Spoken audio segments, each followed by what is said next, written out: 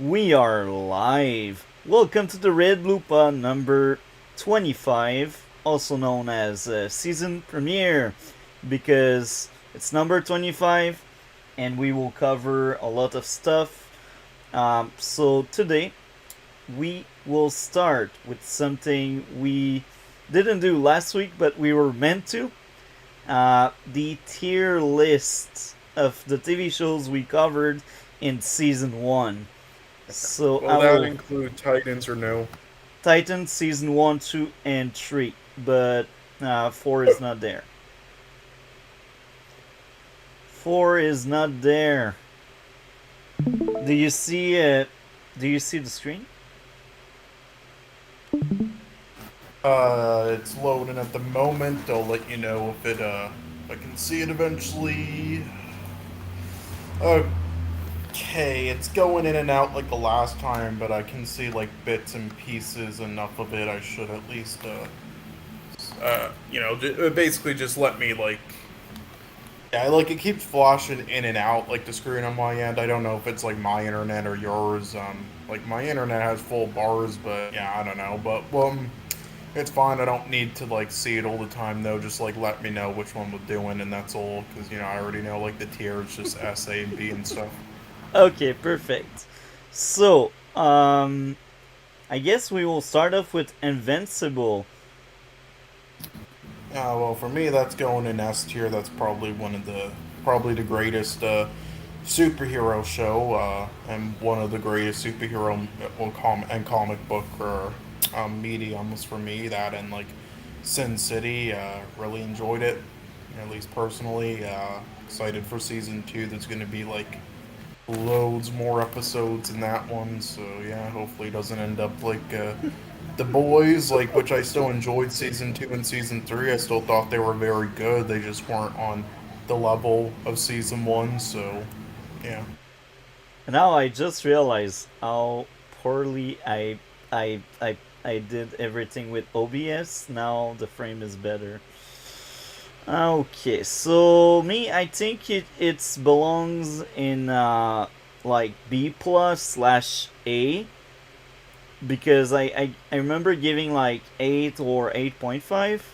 So because you said S, we go rounded down as usual. So I'm guessing we can place it to A, because it's perfectly in between the both of us. Yeah. So next up, Jessica Jones season 1. I would put that probably in. Let's go with B for me personally. Season 1 a B? Oh, that's good. That's surprising. So I gave it S because that was the best season of Jessica Jones, Yeah. with Kilgrave and stuff. So because we rounded down at the lowest, we may go to A again, just like Invincible. Yeah. So yeah. Next up, season 2 of Jessica Jones. This one I would say C. It's good, just not great. I fully agree with you. There we go.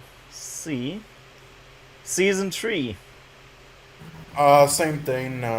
Good to solid, not great. C. Um, I would place it to B because for me, season 3 was much better than 2. So since we Oh, round, it was better than 2, but I still would put it in C there. I don't think it's good enough for B. That's just me though. so since we rounded down, I'm guessing we place it above season 2 like that. Do you see what I see? Yeah, above season 2. Yes. That's perfect. So next up, I think this one will be a funny one. Miss Marvel. Uh, let's. This one I would probably put in. Yeah, I'm gonna go with D. It isn't bad. It's just below average, I would say. The actress definitely carries a lot of it. Yeah. I fully agree with you on that one. That's only how we are much more in sync with the shows. That's very interesting. So D for Miss Marvel. I gave a 5 out of 10, and for me it's D, so that makes Yeah, sense. the villains fucking suck. Those fucking agents suck ass. Holy shit. It's sad because I think she was well casted, and if she had better writers to handle her character, the show could have been much better. But instead, we got people whitewashing the food and complaining about agency doing systemic racism. That first season was really hard to watch. Mm-hmm. Okay, so next up, Gotham first season. Probably season one of Gotham. Forgot exactly what my ratings were for each season of Gotham. I believe. I don't know, but they're around the same anyway. I'm gonna put this in one of the lowest C's. I'll say. One of the lowest C's. Oh, that I fully agree with this. I think it's actually worse than Jessica Jones' second season. Um, Even if Jessica Jones' second season had issues, there was no really filler episode in that season, and Gotham first season was half filler, uh, half good. So I think it would be the lowest C for me, the first season of Gotham. Yeah, it's just average to me, but yeah. And then season two, I guess we'll be ranking next, and that I would say is a bit worse just because of that whole second part. So I'd probably put that in like highest D. Okay, I would place it to B. So because we average it, Yeah. I guess So it goes C, to I C. Yeah, guess. yeah, lowest C. Where do you think it would go? Probably. I don't know. I think Where it's would you still put a it? bit better than one because there was less filler. Even if I didn't like the back half, there was less I filler. think it goes ahead of season one because we did say lowest C for yeah season one. So I think just a regular B and then highest D beats that out. So So in between Jessica Jones 2 and Gotham 1, yeah. season 3. Uh, as I would say, this one honestly, I wish it was like a fucking another letter in the alphabet because this is dead even like in between C and D for me. But this is like a 4.75 or 4.8. But I'll once again go highest D. ISD. So just like Yeah. season 2, I would place it to B. So I'm guessing it goes to bottom C. Yeah, this one I would say goes behind season two with what our rankings are, but wait, So actually, does it? Actually, no, it's actually better in the ratings because yeah, it's a higher D for me. So yeah, it goes ahead of both Gotham's, I believe.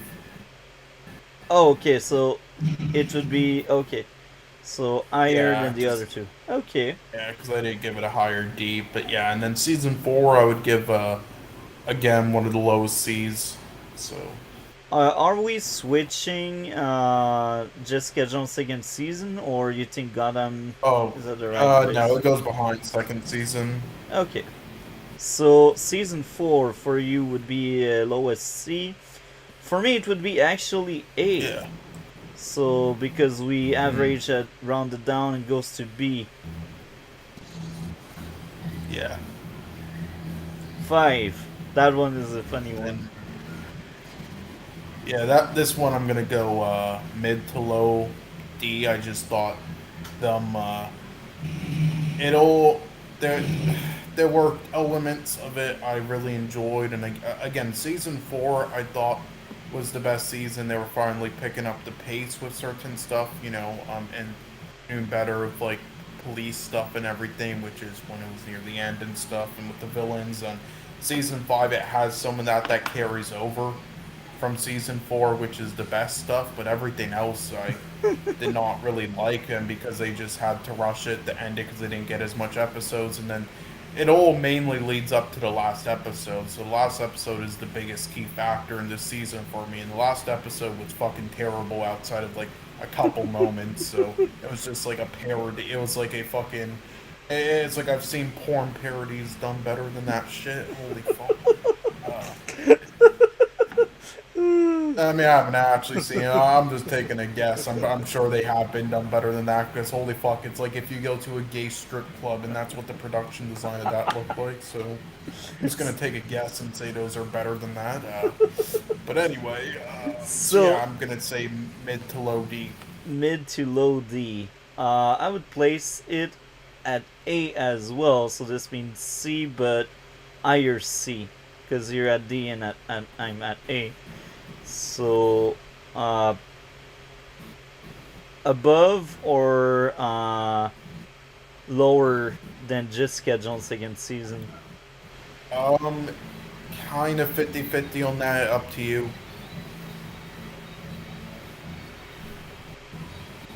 Think that fits. Yeah. Okay. Next one. Oh, the one and only She-Hulk. Now this is a very special one because it might be our only F. So Yeah, let's F. just put it in F. Again, this is listen. Put aside all of the woke girl boss stuff that people cry about, and whether it's funny or not, because that's subjective. Even though it is objectively horribly executed humor that's like non-existent. It's literally just her being like looking in the camera and saying, "Okay, guys, this is where a joke's supposed to be." Lol, and then walks away. But just put all that aside. All right, if we're just judging this, just like with a horror film, if you're not scared by what you're seeing, what else does it have to offer? And that's what I'm going to ask with this show and any other comedy thing. And the answer is literally nothing. The editing is horrible. The directing is horrible. Is actually too nice. Dog shit is what I should say. Now, all right, like it's filmed like a fucking car commercial. The cinematography is non-existent. The writing is just like the story arcs and the main story and the writing and the characters literally non-existent. There's no point to any of this. They literally pissed away the finale and like any arc and like the villains just to try to own the anti-SJWs online, which is like again, I hate them, as much as the next person, but you're fucking writing a Hollywood Marvel superhero TV show. This is not the fucking place or time that input your fucking politics. Like that is the definition of just of fucking woke Twitter culture.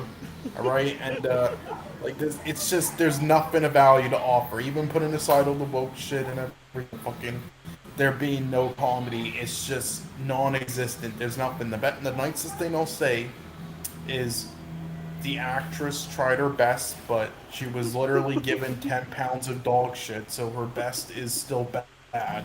But yeah, anyway, it's F. It's fucking F. I 100% agree with this. This is hands down one of the worst show I've seen. It pretends to be a comedy because I say it pretends because even the people that go behind the show and that defend the show the best they can, they Yeah, listen, they I've seen can't laugh. ISIS executions funnier than this. And I'm not even joking. That's a sad thing. Like when they fuck up the knife's too dull, it's not cutting the head off. Oh god damn it, Bob! God damn it, Bob!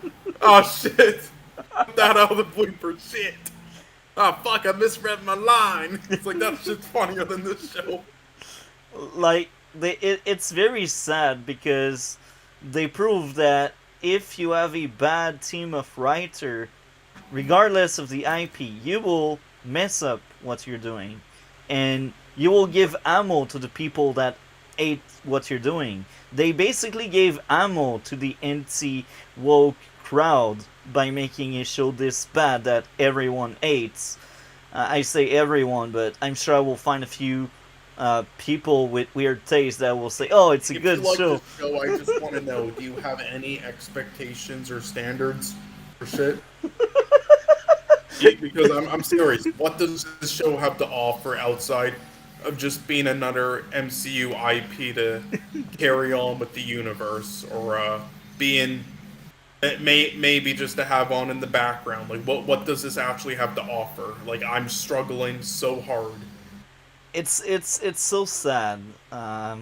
It's very sad because they use that as a platform for the message of girl power. But Yes. like, you're doing a show, just do a show, and if you're competent, people will like your stuff. Like, they when they made the show, it's like they knew it was bad. That's why they decided to turn villains any critique people and any people that are critical with their show, because they know And it was bad. and I will say, like, it's actually the breaking the fourth wall stuff.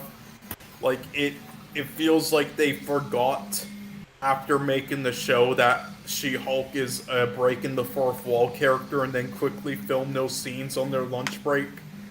Like, that's what Yeah. it feels like in the finale. Listen, just because you're self-aware and you break the fourth wall doesn't automatically make it good or funny, right? That shit, and with the Disney Plus stuff, and oh, Kevin Feige, robot, haha. Hey, when's the fucking X-Men coming in? Haha, we're so self-aware. That doesn't automatically make something funny. That was horribly executed and horribly timed with the pacing and the line delivery. It was terrible. It was not funny. That does, just because you do something doesn't automatically make it funny. That's not how comedy works.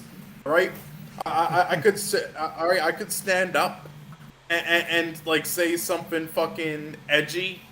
All right, but all right, but if I say in like a flat expression, and it's not automatically funny just because I say it, all right? Now, but if somebody like Bill Burr says it, you know, with his comedy style, then of course it's funny. Like, it's all about the fucking execution. Yeah, I think we said everything. Uh, Yeah, Shield, this is a really disgrace bad. to humanity. This show. This is, and anybody who likes it. And Jesus fuck, like Chaz on MSK's channel literally like called me an idiot. He was like, "Okay, watch the fucking show, idiot." When I was trying to criticize Daredevil having like no point coming into this though, because he's like, "Oh, they teased him throughout all the episodes coming in for something important." I'm like, okay, yes, they did that. They teased him for like 3 seconds after each episode. Yes, that doesn't mean he has a point. I It agree. doesn't make automatically mean he had a point in the show. What did he actually provide to the Nothing. character, the plot, everything, outside of some comedic stuff and some action stuff, and you know, being in a relationship, whatever. Nothing, nothing. And because, and especially with the finale, he had no he had no, you know, nothing. He brought nothing to the finale because it was just turned into a breaking the fourth wall thing without him anyway. Right there was no point in having him in there. Just like other fucking films that I can't even remember with characters who like came in, but at the end of the day they didn't even have a fucking point of being there. Like fucking Jesus Christ! It's like if you brought the fucking, you know, it's like the season finale of Peacemaker season 1 where the Justice League came in late, except that he didn't come in late. He just never had a point. He never had a use. He might as well have come in late after they defeated everyone. Yeah, like Shield, man. They use Daredevil just to tease his own project and just to say, "Look, it's MCU. We need character to fit the And yeah, no, MCU." they teased him the whole time so people could keep watching until he shows up, but it didn't work. Yeah, people that did watch did suffer through the show. You know. And then I'm like, it's not for you. It's not for you. Okay, shut the fuck up with that bullshit. There are many shows and films that prioritize female audiences are that are great, many that are excellent, many that are amazing, many that are masterful that I love. Right? It does not matter. And again, it's the same thing with like children's. You can make a masterful children's film that adults can love as well as like Ratatouille or something. You just have to execute it properly. Stop using those fucking excuses. Your thing's just shit. Stop using excuses. All right. I will. Like my favorite film of 2021 is a very female related fucking film like Titan or whatever it's called from France. So I will go further with this. Just in the list so far, we got Jessica Jones. Now I'm not quite sure what was the target audience of this show, but I suspect they wanted a more female audience because hello, it's Jessica Jones the lead, so I suspect that's what they were aiming for. And because it was well done, well, we ended up with a watchable show and a enjoyable show, and I do think the first season was a masterpiece, but season 2 and 3 fell flat, but regardless, there was no agenda, there was no man bad and woman girl bus power. She was a deeply flawed character, and yet I could relate to Jessica Jones a lot, to what she experienced throughout the 3 seasons, and I'm a man, so that's just a sign of good writing, I think. Um, I think I think we did speak enough of She-Hulk because She-Hulk is bad and people know it. Um, Next up, another good example of a show led by a female character, Stargirl, season 1. Where would you place season 1? season one. Yeah. You did cut off. I didn't understood. High B. IB. Okay. I was placing this S, so I guess it goes to A because we rounded down.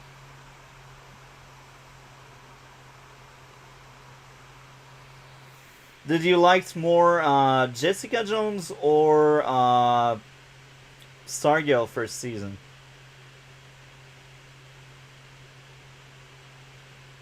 I like more Jessica Jones. I gave that a B or an A. But I believe Stargirl gets the higher rating though. I think. Okay. Well, if I remember correctly, you gave a 9 out of 10 to Jessica Jones first season, but that's far, so maybe I'm wrong. But yeah, I think that's a good spot for season 1. Now, season 2, where would you place Stargirl season 2? Same thing. High B. IB? And same thing for me. So, well, I would place S, so it's rounded down. Which season do you like more, season 1 or 2?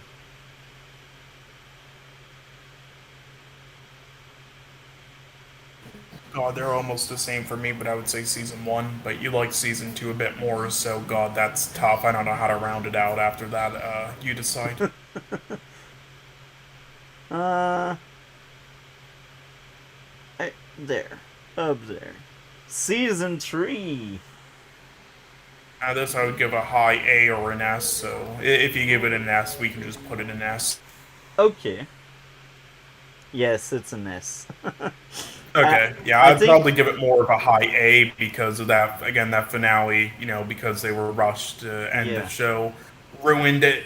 But it was like a 6 out of 10 episode at best. But I'm just gonna, since it wasn't their fault, I'm gonna still give it a high A. And since you gave it an S, we can round it out to an S, low Yeah. S. I think this is one of my I think not one. This is my favorite season of a live action comic book TV show. Despite the less impressive finale, I think that season was really strong and it was really good from start to finish with good writing. They were smart. They filled their own plot holes here and there, and this is a sign of good writing. So this is another proof that if you have good writer that plays the character before any message or agenda, you end up with something good. And there were message here and there within the season, but they were not down your throat, and they were executed properly by the writers. Like, don't get stuck in the past. Move on with life. That kind of stuff. That was very interesting, and they found very important to give closure to characters, because having closure in real life is important. So this season was really good, and I I really enjoyed it a lot, and I'm excited to rewatch the entire show and do my very long video covering the entire show. I'm not quite there yet. I'm working on the Flash right now. I'm rewatching the Flash, man, and some seasons were painful. I'm telling you. Next up, Superman and Lois first season.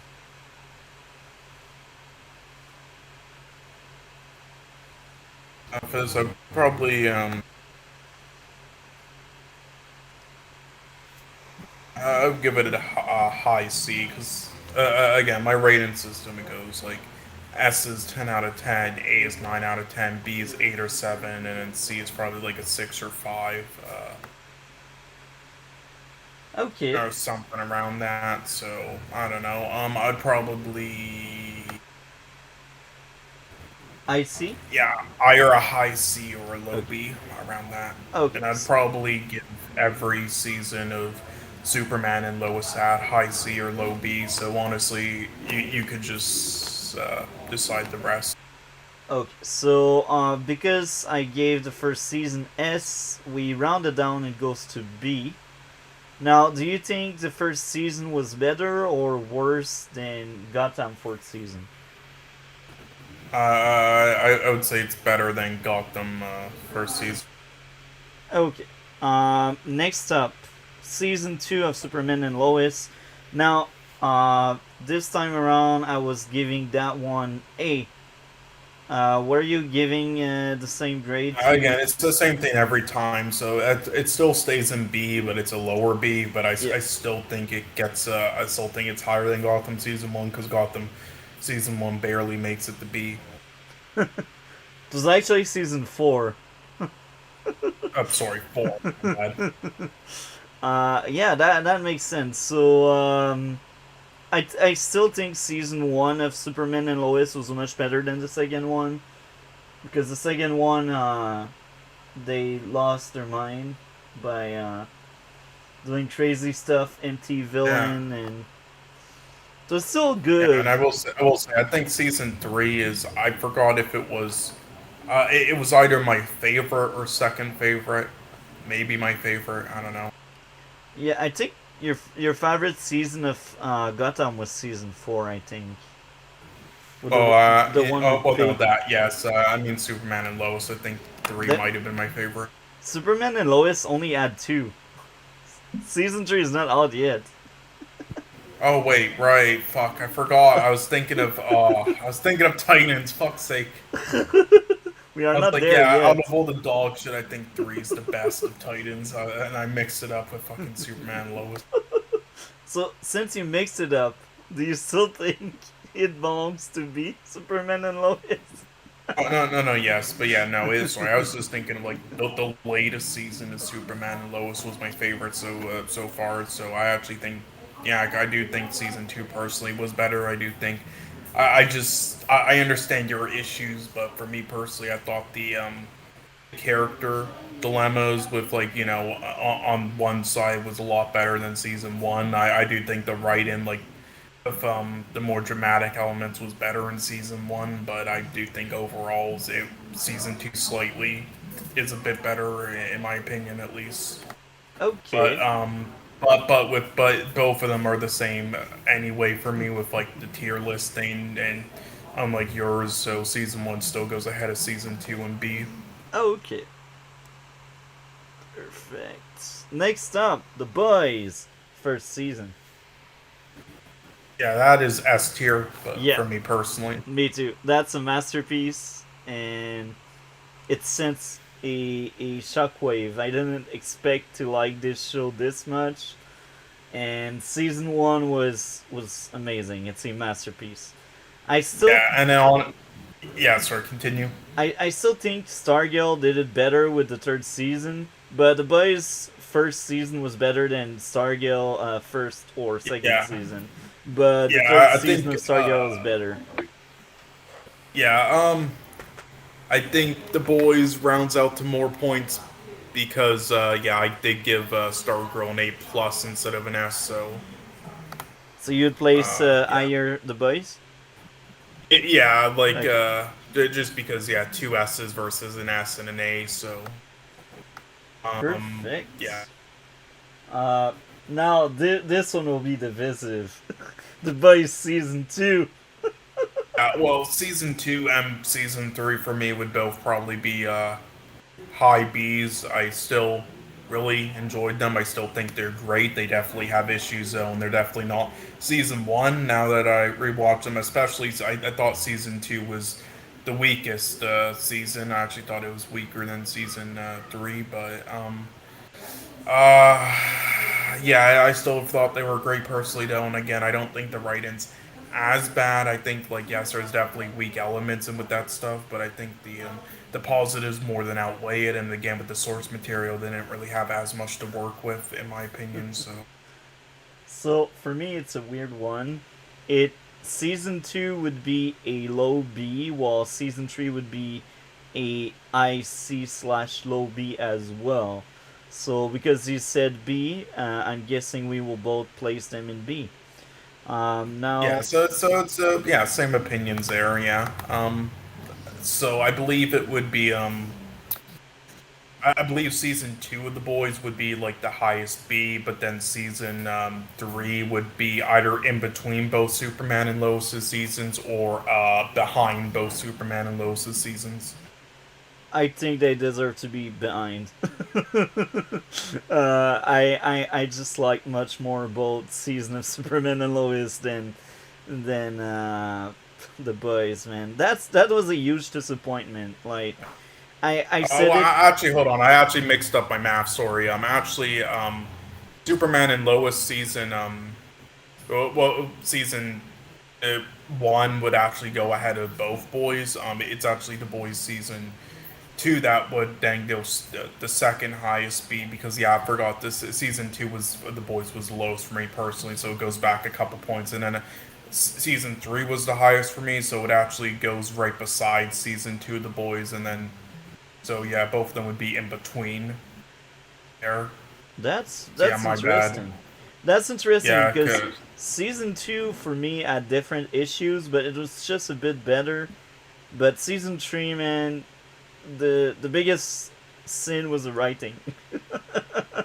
It what was I the will sin. say is that I do think the character arcs I did care about a bit more in season two because season three it was starting to get a little bit repetitive with certain characters and they needed to freshen up a bit more. But in season three, I do think they did freshen it up a bit, and all the other aspects I do think was an improvement over season two. But I still thought they were both great. But yes. So season three, the boys would go ahead the other Superman and Lois season, but it wouldn't go ahead season two of the boys. So it would go in between there. Like that. Uh, yeah, like that. Sorry, your Okay. thing keeps going in and out for me, so I just have to wait a bit to see where you put it. But yeah, it goes like that. Yeah, see, so yeah, Superman Lois had of those still. Yeah. So next up, everyone fans' favorite, Titan season one. Yeah, that I would give a. Let's give it an E. I was giving this one a D, so because we go at the lowest, he will be the only one in E. Except if, actually, maybe we'll see with season 2 of Titan. What's up with this one? Uh, E. E as well? Okay, for me it was more a C, so because Yeah. It's rounded down and goes to Well, D. actually, no, I'm gonna give it more of a D. When the more that I think about it, with some of the aspects. Better. Anyway, it goes in D anyway. It goes behind, I believe that. Oh well, hold on. What's the other one in D again? I forgot. Yeah, oh yeah, Miss Miss Marvel. Marvel. Yeah, so it goes behind that because yeah. Okay. Season 3 was actually the best among the first three, I think. Where would you place it? Uh, I mean, for me personally, this is between a low D and a high E again. But what would you give it? Um,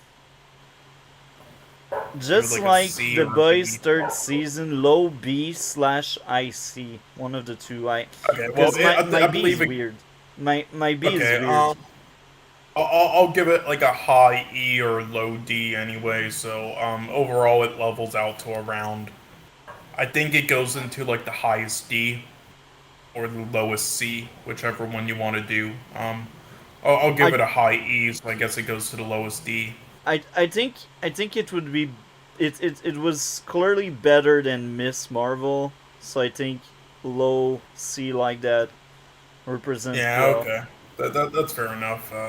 Because even season 2, I thought it was better than Miss Marvel, but not by that much. Just a little bit better. Yeah. Well, when the critics take a bunch of heroin and say that Titan season three is somehow 100% on Rotten Tomatoes, then I guess we have to put it in low C.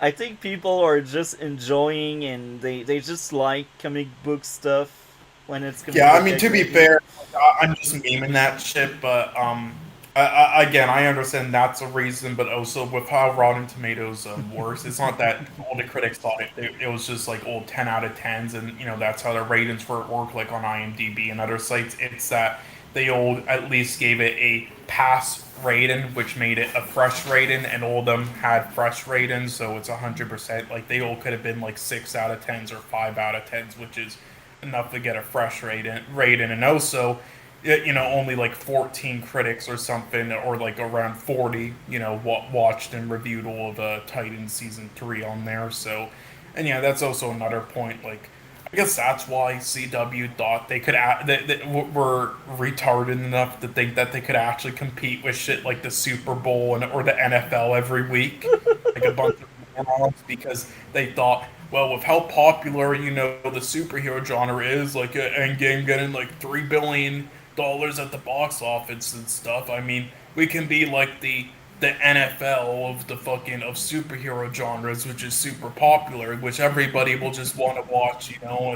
Like The Walking Dead and shit. We'll have it a cup of tea or whatnot. So yeah, we could just make bank off of that. Yeah, I know you're idiots, but I guess that was their mindset. I mean, CW is not about making money anyway, I guess. Only old people watch CW. That's what they said. I don't blame them. That's probably the truth. A take, a take. So this is Yeah, the besides us, overall. of course. This is the overall tier list. Now that we placed everything, do you think we should like swap a few here and there, or do you think it looks fine? No, it looks fine. I thought we watched more shows than this prior, but I guess not. Well, more seasons of shows. I thought there was seasons that we like quickly reviewed of stuff that we like we didn't do episode like weekly or season weekly reviews of, but we just did summary reviews of quickly because that we already saw that we kind of counted, but I guess not. Like there might have been some we forgot it. I don't know. I feel like it was better to just see it as a whole season, and season 4 of Titan is not over yet, and it's on break right now. But since it's not over yet, I feel like it's a bit unfair to judge it, even if so far it's not really good and it's worse than before. I still feel like it's unfair to scale it to the others. I'm like, let's wait and see, but yeah, that's all of the show we covered in season 1 of our podcast. So I guess next tier list we will be making We'll include Legion and Titan 4th season. So now I can stop the share right now, and we can dive deep into the next topic, being the Banshee movie. I can't remember the full name of the movie, uh, but yeah, that's the movie you basically picked last week, I think. Are you there? And the fucking stream you just ended and it left to go. Oh, okay. That's see. I see. I see. So yeah, now we are moving on to Banshee, the movie you suggested. I can't remember the full name, but I'm pretty sure I've seen Wait, the right movie with the guy and his friend. You know, wait. Which one?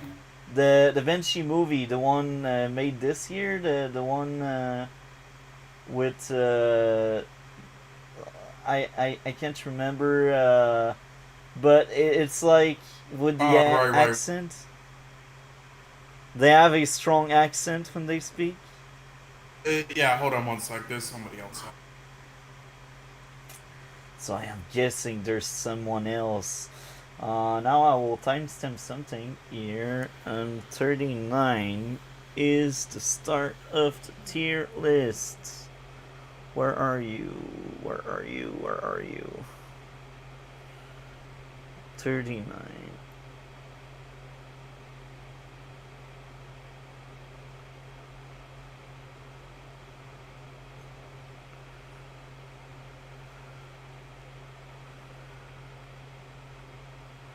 So we are waiting until Cole is back. We are waiting until so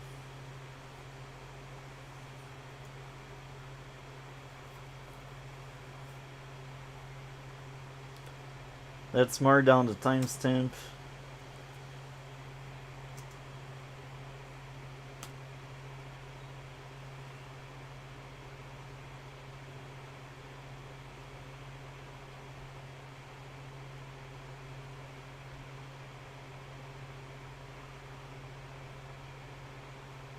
I am wondering what's going on with Cole right now.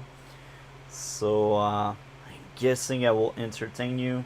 So I will try to find on the side the full name of the movie we will speak about.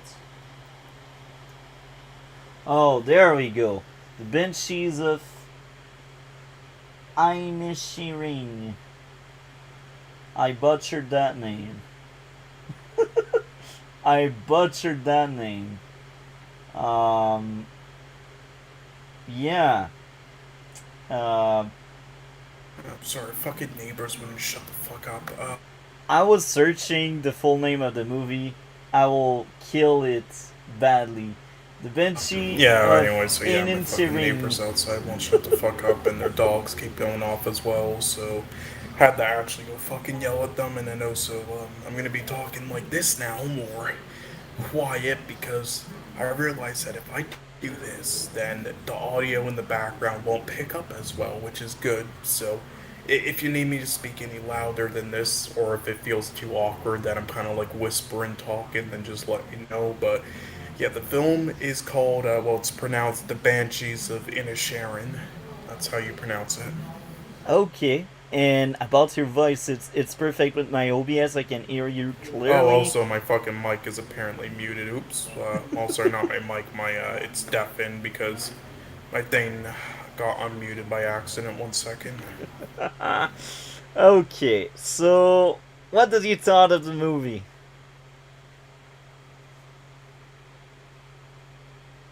What did you thought of the movie? What did you thought of the movie?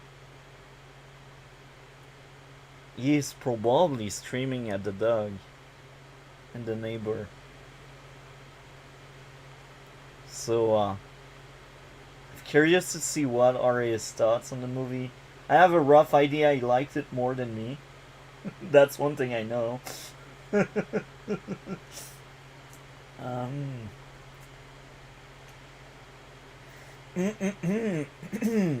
Yeah, sir, can you speak for a second? Yeah, hello there. Hello, hello, hello, hello there. Anyways, let me know if there's too much background noise. But anyway, No, it's fine. I don't think it picks up that much of the background noise, so that's fine. So, what did you think of the Banshee of I don't know what because I can't pronounce it without again, killing it? the Banshees of Inisherin. Yeah. I swear to God, it's like every time I talk, these bitches yell at the same time. Holy fuck about their like marriage issues or fucking. I had annoying fucking neighbors back in Canada, and I still have annoying neighbors. This is great. Uh, as we say, another day, another dollar. I think that's what we say. I think. Not quite sure. So I'm guessing now he's screaming at them. That's why he doesn't respond. Poor Cole. I'm feeling sorry for you, bro. If you can hear Holy me. fuck. Anyway, so I'll start trying to talk without these bitches annoying me. But anyway, yeah, the Banshees of Inisherin. So, I mean, I'm interested in hearing your opinion afterwards because I also saw that you put it in like disappointed or something, which I mean doesn't necessarily mean bad because some of the other ones you put in there weren't bad. They just weren't your cup of tea or too good. So, Yeah, but still, I know it like it is in your what was in your film, and you were also confused by some stuff. But yeah. yeah. But for me personally, I really dig this film, and it's kind of my cup of tea. But yeah, it's basically kind of like a both a drama and a satire comedy type film about like the human interaction and depression and like all that stuff. Like it's the has a lot of classic messages like that people brought up like like just watching time go by and then being afraid that you're just going to be forgotten in life, and that was kind of like the motives of like the one character and why he cut him off because he's like, I'm tired of having these like random meaningless discussions all the fun about random stuff, which is very relatable honestly to like online culture as well. Like like honestly, like MSK streams, like just talking for like 10 hours about random shit, and it's like, is this really like worth it? I should be like trying to do something, and I think we all go through that phase, and that's also very relatable to that stuff, and that's kind of like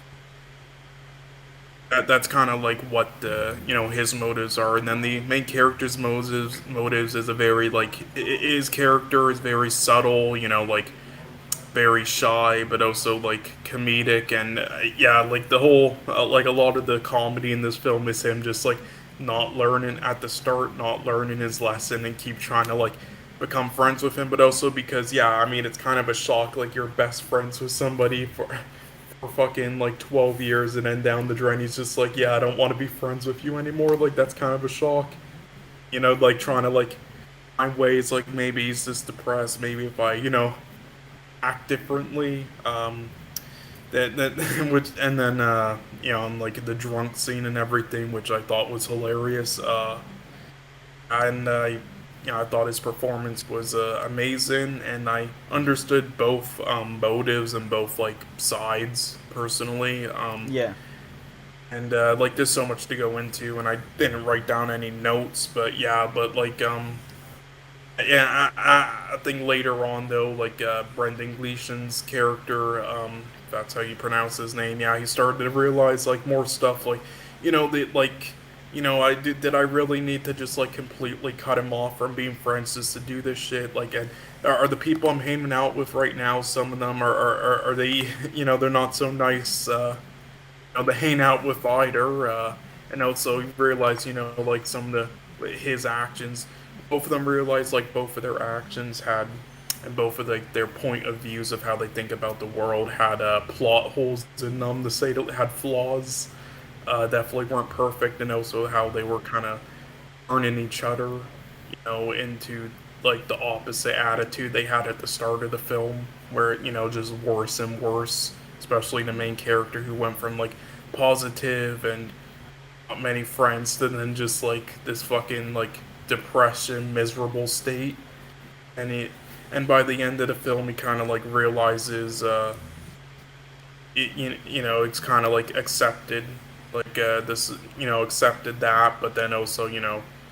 then the supporting character, kind of like felt bad, and is like you can see him like making small talk with him at the end, and then saying thanks, kind of, which gives you like the idea like he kind of wants to, is cool with him again now, and then also is the last line of Colin Farrell's character, anytime, giving you the hint that might be friends again. I don't know, but yeah, up for you to decide. But I think there's like a lot of messages and a lot of like subtle cues in this film, and again, the performances are amazing. I really love it, and then also the one side character, I forgot what his name was again exactly.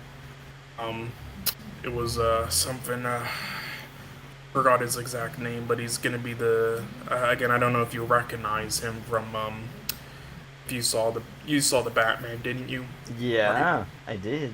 Yeah, he's the Joker at the end, and in the deleted scene, the one side character, like the creepy ass kid or weird kid getting beaten.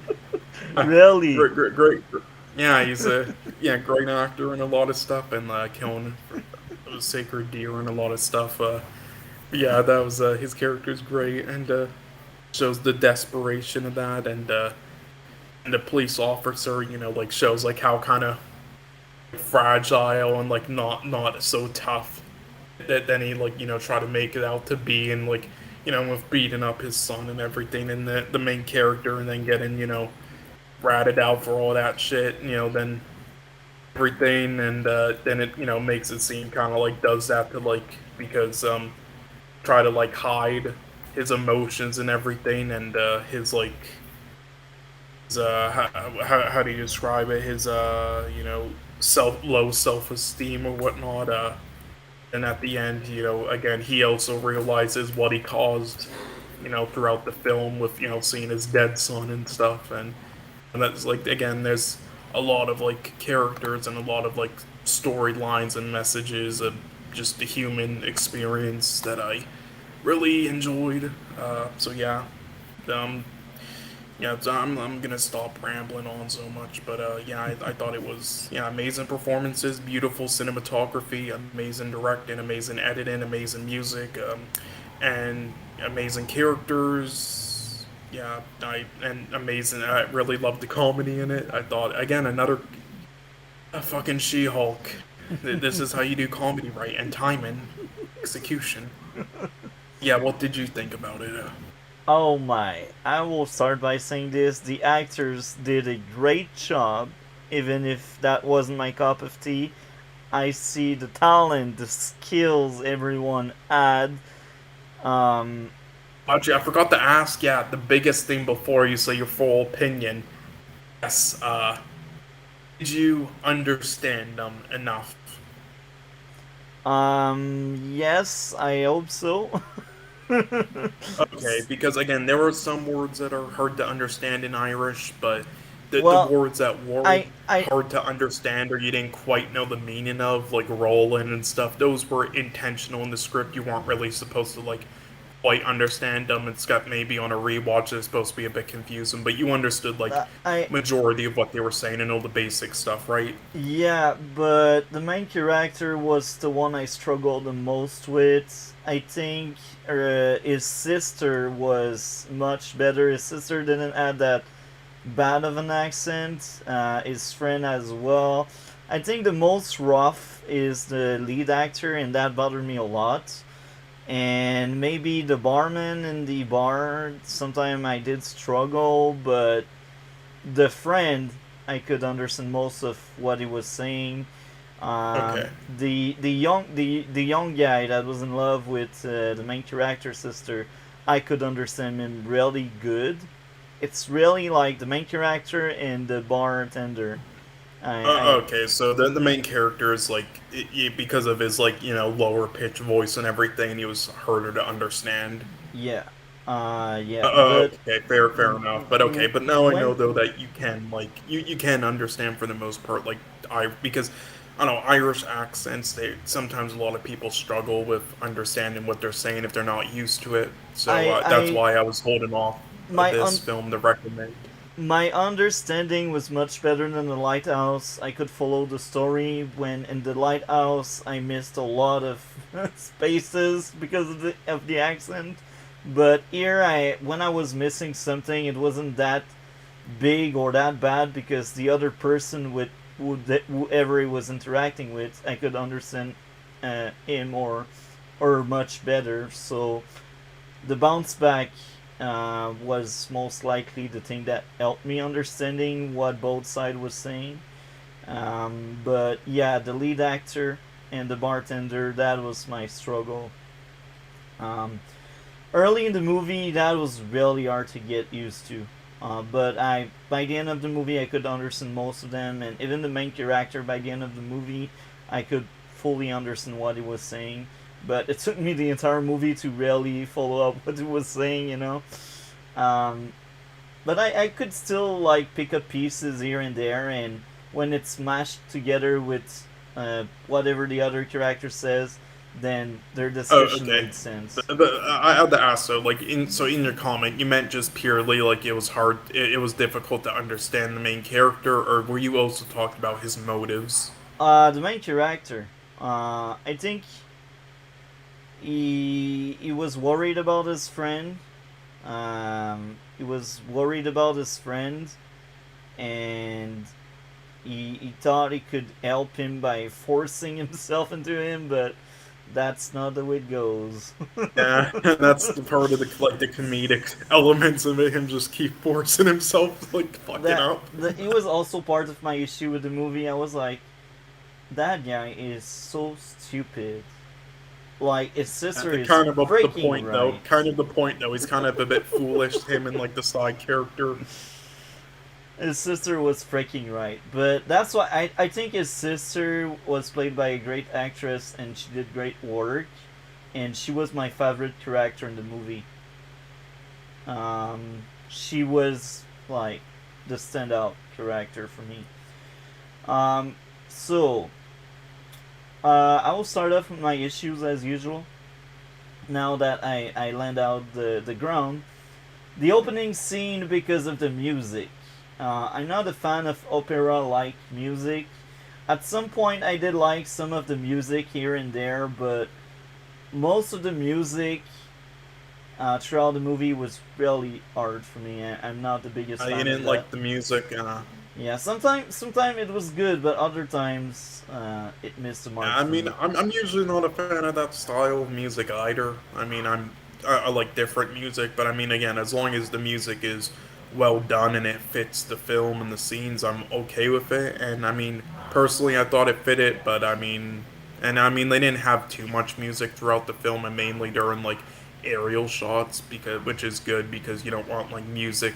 If you have music just blasted over top of dramatic scenes, then it means that the dramatic scenes suck, and you need to try to manipulate the audience instead of just having it more raw. Yeah. Now after the opening scene, music. Oh my, the accent. Now I say that because of the main character. I had hard time following him throughout the movie. At some point, I got used to it, but it took me a long time. Um, I will say like the last 20 minute ish, I could follow up like 90% of what he was saying. It did increase throughout the movie. Like at first, it was a 40-50%, and it did increase. And as I said, sometime when he was interacting with his sister, I could understand what was going on because of his sister. I think that's also another reason why I like so much the sister because I could actually understand her. So yeah, oh my, the accent. So the accent did really damage the movie a little bit for me. After that, musical in the bar. At some point, they start singing and dancing and making music. I was rolling my eyes because, you know me, I don't like musical. Yeah, but to be fair though, it wasn't really like much of a musical. It was just playing music. Well, at some point he did sing. Otherwise, I would not have marked down Yeah, but I musical. mean, it wasn't like a really a musical like scene or anything. It was mainly like again, it's sort of like It's like if you watch like a Christmas film and then there's characters like just walking by talking, and there's like a Christmas carol singing for like 5 seconds, and then you just it's like it only lasted like a couple seconds, really, like That's at enough for least with me like to roll what my it focused eyes. on. Really, you don't like musical scenes that I much, I really? I ate the crap out of it. I think the only musical scene I remember liking in any like movies, TV shows was the last one in The Boys season 3 when the girl was killing people with the music, because that was actually some kind of payoff to something they did in the Well, scene well, before. what about the? Have you seen Kingsman: The Secret Service or no? I've seen the first Kingsman and the second one, Well, but you see, the Kingsman, the first one had musical note where it was just like killing everybody, like the church scene, and also the oh finale yeah, scene with Samuel L. Jackson. the You like church those? scene was my issue with the first movie. Really? What? Yeah, What? That's I amazing. I liked the first movie a lot, and I also liked the second one a lot. I think I liked more the second one, but I've seen these a long time ago, so I can't really remember. But I remember liking the first one a lot, and the musical part bothered me. Really? Because it Yeah. wasn't really, there was no singing, it was just music playing in the background while he kills a bunch of people. Oh, but yeah, I think that was one of the action was good, but the music, man, the music bothered me. um, it's a long time, man. Like what, 6 years, 7 years, 8 years? Can't remember. Next up, the main character harassing his friend or previously friend. Now I marked down this because I was rolling my eyes. I was like, is it really the premise? Him really forcing his way into like trying to patch up things with his friend, like forcing a friendship with someone that doesn't want to have a friendship anymore. And I was like, I understand the main character is afraid to lose his friend and he is worried that his friend is not feeling good. And even the sister hints at the friend not feeling good. But I I I I thought it wasn't really realistic. Like it felt like a caricature. Like it didn't feel right. And I was like, that's the Um, premise of the movie. I will say the caricature moments. I mean the scenes that might feel like caricature moments. Again, it's because those are probably like the comedic moments. But I mean everything else. So like, I mean for me personally, I thought it was like again like maybe not with like us personally, but there were again there's a lot of people in the world, and there was a lot of people that would do that. Like it's like imagine just like again, it kind of reminds me of like this video this movie reviewer Chris Stuckman did about leaving the Jehovah's Witness, how he had a friend for like 15 years, and then just now that he left that cult religion, he was just like he sent him like an 8-second phone call like, sorry, can't be friends with you anymore, and then hangs up. And it's like that's tragic. And somebody wouldn't just try stop right there. They would try to like be friends with him again, or try to fix stuff no matter what, and like keep it. And they showed it like so comedically, like that was the whole kind of punchline. How it's just like, hey, sorry, I was drunk that night. It's like, what the fuck you doing? It said, leave me alone, just stop it. And he finally just starts cutting off his fingers. And I mean, I thought it was like how, like, again, with how if he just like kept bothering him with like no cause or like reason, just kept going back and forth to him just like at random, then sure, I would agree. But every single time he like ended up like talking with him again, or like bothering him when he told him to leave him alone, like it there was a movie explained it, and there was like a good reason for it. It wasn't just like up in the air. It was like and the audience was like carrying it, going along with it. They understood, like I thought it was well executed personally, but that's just me. Oh, now my next issue. I was rolling my eyes over the scene, the bar scene where the sister met someone to speak about her brother friend. I can't remember if she was speaking to the bartender or the friend, This I can't remember, but I was rolling my eyes because I was like, okay, the sister is cool, but it's very awkward and it doesn't feel right to see her going out of her way to say her brother wasn't boring and stuff. I was like, what the fuck, man? What is going on here? The movie went crazy there. I can't remember if Wait, that I was don't the know which one you're talking about exactly. sister. Like at some point after the main character told his sister his friend doesn't want to be his friend anymore. At some point, she goes at the bar to like say, "Oh, his her brother is not boring, and you cannot end the friendship like that," or something. Or I can't remember. I mean that's realistic. With Like that's something a lot of siblings do. It's like they know they just quickly like go up like you know what like what's the issue? What like what's your issue with him right now? Come on, like let's there was no, this is like what it, there was something in the dialogue that made my eye roll. I can't remember I mean what, but there was something. I thought it was. I've been around a lot of people with like with identical interactions with that, and with like friends of their siblings. Like I think it's personally realistic, but also I mean the main line wasn't exactly that. It was just like what like what do you mean? No, you don't find him boring. It wasn't that she was saying he isn't boring. She was just like you don't find him boring. Like what do you mean? And he's like no, yeah, and he's like yeah, now I do. Like I've changed or or something or no, that's what she came up with, and then continued the but also that again she walked away because and then like stopped talking because I think she also knew you know like in the fucking back of her head yeah he is actually kind of boring and then you know that followed like a comedic scene later yeah you don't find me boring do you and then he just like keeps asking over and over again. Yeah, I was rolling my eyes. Next one, pacing. Now it was kind of late in the movie. Um, I thought at some point I felt the duration of the movie. It was long.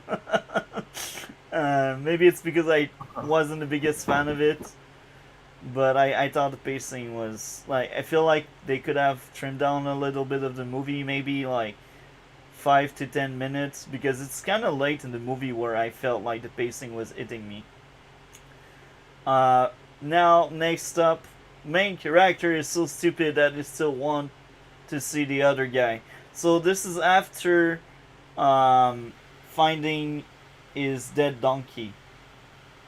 Because I thought like at that point that should be a sign that uh, their friendship is over, or maybe it's after he cut off his first finger, and I was like, that's creepy. I can't remember when exactly I was like, that's stupid. Maybe that was actually after the guy cut off his finger, but the main character still won that friendship. Um, yeah, I think that was it. Um, but that was my last issue. But yeah, I thought the plot was really forced because it was clear the other guy doesn't want to be a friend anymore. I mean, he was cutting off his finger to send a message, and the main character just didn't care about that. Um, Now, I guess we will move on to what I liked about the movie. Um, the the scene where the friendship ends was very sad. I could feel sorry about what was going on. Um, Now, there was a funny scene where they did drink outside. Um, because the guy didn't want to be with his friend and stuff, so they went outside to drink, and that was a funny scene. There was another funny scene between the brother and the sister during their dinner. The priest was entertaining. The other dinner scene later in the movie was also good. Now I am waiting until you come back to speak about that because I think this is one of the best part of the movie we are going into right now. So because of that, I will be waiting for you to come back. I will also send it in the chat so I don't repeat myself. Once you're back, I will cover what I liked the most. Okay, so Cole is Oh gone. my god. Anyway, I'm sorry, fucking neighbors still. All good. But yeah, what was you talking about? You said that like after the donkey scene, it should have been over their friendship.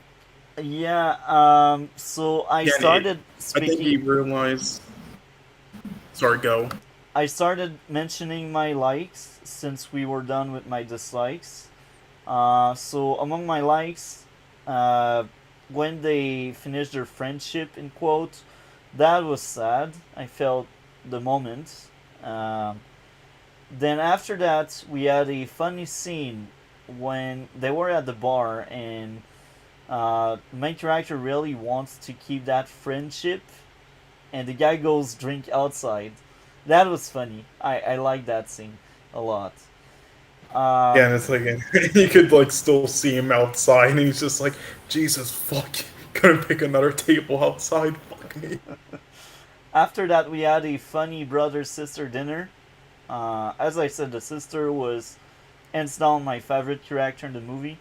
She was very likable. She was well written. I think she was the art of that movie, and I feel like the movie could have been better if she was the main character. But I divert there. Um, the priest, when the guy go at the church and confess doing wrong thing, and I think this is after or before he cut off his first finger. Um, then we had another dinner scene. It was before he cut off his first finger, like the first priest interaction scene, because that after he told the priest to put a ward in for him, and they got into an argument. He walked over to the bar and then told him, yeah, now every time you talk to me or talk about me to somebody else, I'm gonna cut a finger off until there's none left. Yeah. So after that dinner scene, so I think the moment brother sister were really good. These were my top scenes in the movie. I also liked a lot the reveal of the dead donkey and the finger was sad. It was I I felt have the to ask you, moment. what was it with you said like one of your issues was their friendship should have been over after that. Either after when the other guy cut off his first finger or after the donkey. I can't remember, but at some point I was like, that friendship, man, it's over, but the main character still wants it. I think that was probably after he was cutting off his finger, and even the Well, sister of the main character was like, cut him off. That's them wanting that kind of just leave friendship. him alone. Well, again, I think when he cut off like the four fingers, he was finally about to, do that. But with the first finger, I mean, again, he was also kind of again part of the theme of this film is again it's also a comedy or satire film as well as like as well as a heartfelt drama film. So again, that's part of like the comedic element of it. Now he's like, I'm gonna return the finger to him. It's like, are you fucking retarded? He cut off a finger, said leave me alone, and now you're gonna go up to him and be like, here's your finger. Again, that's like part of the comedic element, and he was also doing that. But then he had that drunken rant with him, like at the bar, he said, I think I finally like you. It's like you just have to act differently. So he's differently. He's like, yeah, that's a good idea, and then that's why he went back there. Which again, it makes sense. The film, again, he doesn't just like keep doing it back and forth for no reason. The film, logically, explain it with good reasons, and like it that the audience, follows along. The joke I was going well until he chopped off all his fingers. Yeah, And then, yeah, so again, it makes sense for me personally, but I mean, with that stuff at least. And then again, he was probably gonna finally leave him alone though after the second instance with the four fingers, but then it killed his donkey, and then all that shit broke loose. But again, so you said like he should have been stop being friends with him like after his donkey died. or before, actually before, like even like Before. yeah. Like the moment But he yeah, but found again, that with all figure. that happened, and with how his character is not trying to give up, and also those instances, I mean, for me personally, it makes sense.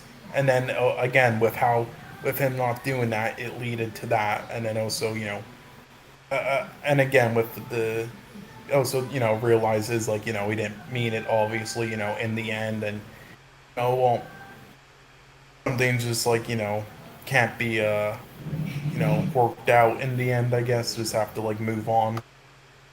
Yeah. So after that, I liked the moment where the main character told the guy, "Look, you need to put out your dog outside of your house, otherwise, like your dog will die because I will burn your house." That left an impact because the main character really did it, and you see the building burning, and it was kind of emotional to see that Yes, the and guy again, still he was cared for still the dog. 50-50 about it though, but he just again like he could have honestly done anything. It's just like he just like just walk away because he said I won't check on if you're there, but he did check on him. So he still cared a little bit, but he's like he was still 50-50 the whole way through. Both of them were. Yeah, but yeah, I think it was a good characterization that the guy didn't let his dog die inside of the burning building, and then he took care of the dog. Yeah. So, And yeah, I also, think, that's another thing. He kind of like realized as well, Brendan Gleeson's character, that with everything he was doing the whole film, with like trying to be remembered, and that's the most important thing. Not having random conversations, until he dies. Like again, it's like it doesn't.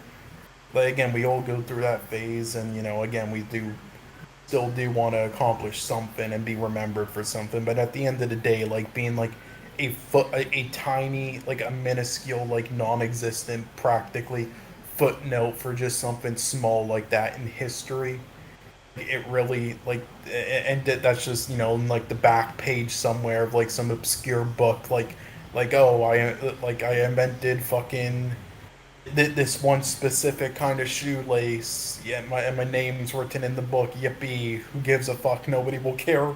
It's like it's not important in the end in like your life in comparison to like what you have in front of you. Just like people who keep like who are obsessed with like trying to find like a different another like species in the universe, but it's like the most important thing is what we have here. And it's like, and he was pushing that away, and also, caused Colin Farrell's character, like, go into that state after being, like, positive throughout the first half of the film. yeah. So, I don't have anything else to add. Do you have anything else to add before we move on to the score of the movie? Uh, Again, if I wrote notes, and sure, but off the top of my head, no, that's about it. Again, understand this wasn't your cup of tea, but I really loved it, and for me personally, I thought everything was explained really well, and I thought all character motives made sense. I thought the comedy with the drama style worked extremely well, and it was just incredibly well made and well performed. Personally, yeah, my rating would probably be honestly, probably like a 9.5 or 10. My, this is very different. As I said earlier, I think the actors all did a great job, and it's more the characters that I wasn't a fan of, and the whole premise and the story. I gave this movie a 4.5 out of 10. It's this is why Yeah, it's not my cup of tea, and this is why I said it's my biggest disappointment because I think it's my least favorite movie we have covered on the channel. Uh, yeah, no, that's their lowest rating yet for a film. Like you even gave Martyrs like a better rating. yeah, and Martyr, I had issues with the movie. Like, the movie could have been much better with only a 48-minute like a short movie, you know. But yeah, that's why I place it as disappointment. I don't see myself ever rewatching it, and it's not because of the actors. As I said, the actors, I think they did great job. It's still a competent movie because I didn't like it, but I still gave points. So yeah, I think that's it for Banshee. Except if you'd like to add more, Banshee of Sorry, something. what did you say? Sorry. I think we are done with this topic. Yeah, Except if you'd yes, we're like to done add with that more. topic. Yes, so we're moving on to what was Legion. again? Legion, and the last we keep 28 weeks later for last, because this is the last thing I've seen. I've seen it Sunday, and I've seen Banshee and Yeah, Legion on Saturday. yeah, So and that one I'm definitely going to give a lower rating to. I'm not the biggest fan of it, but I just threw it in there since we were watching the first. yeah, To say that it's a bad film, though, I will say it peaked in the first 15 minutes, so in my opinion, but we'll get to that anyway. yeah, So Legion. yeah, and after 28 weeks later, we have also a bit of a DC discussion to close off. So yeah, now Oh, Legion. we're going to talk about all the babies crying over the Henry Cavill decision. Yeah. Yeah, and a bit more because there's a bit more to it. It will be interesting. Legion, what did you think of Legion? Yeah, I really enjoyed Legion. Now, I it's gonna be hard for me to go into like too much detail. I'm mainly gonna like, you know, let you go more into the detail, and I'll say like, which I how much I like, each element and stuff, just because it was really confusing. I honestly am gonna rewatch it, to understand a bit more, well, or remember a bit more, because it was like a really confusing kind of show. But yeah, I really enjoyed it, and I really loved the premise, the characters, everything. Yeah,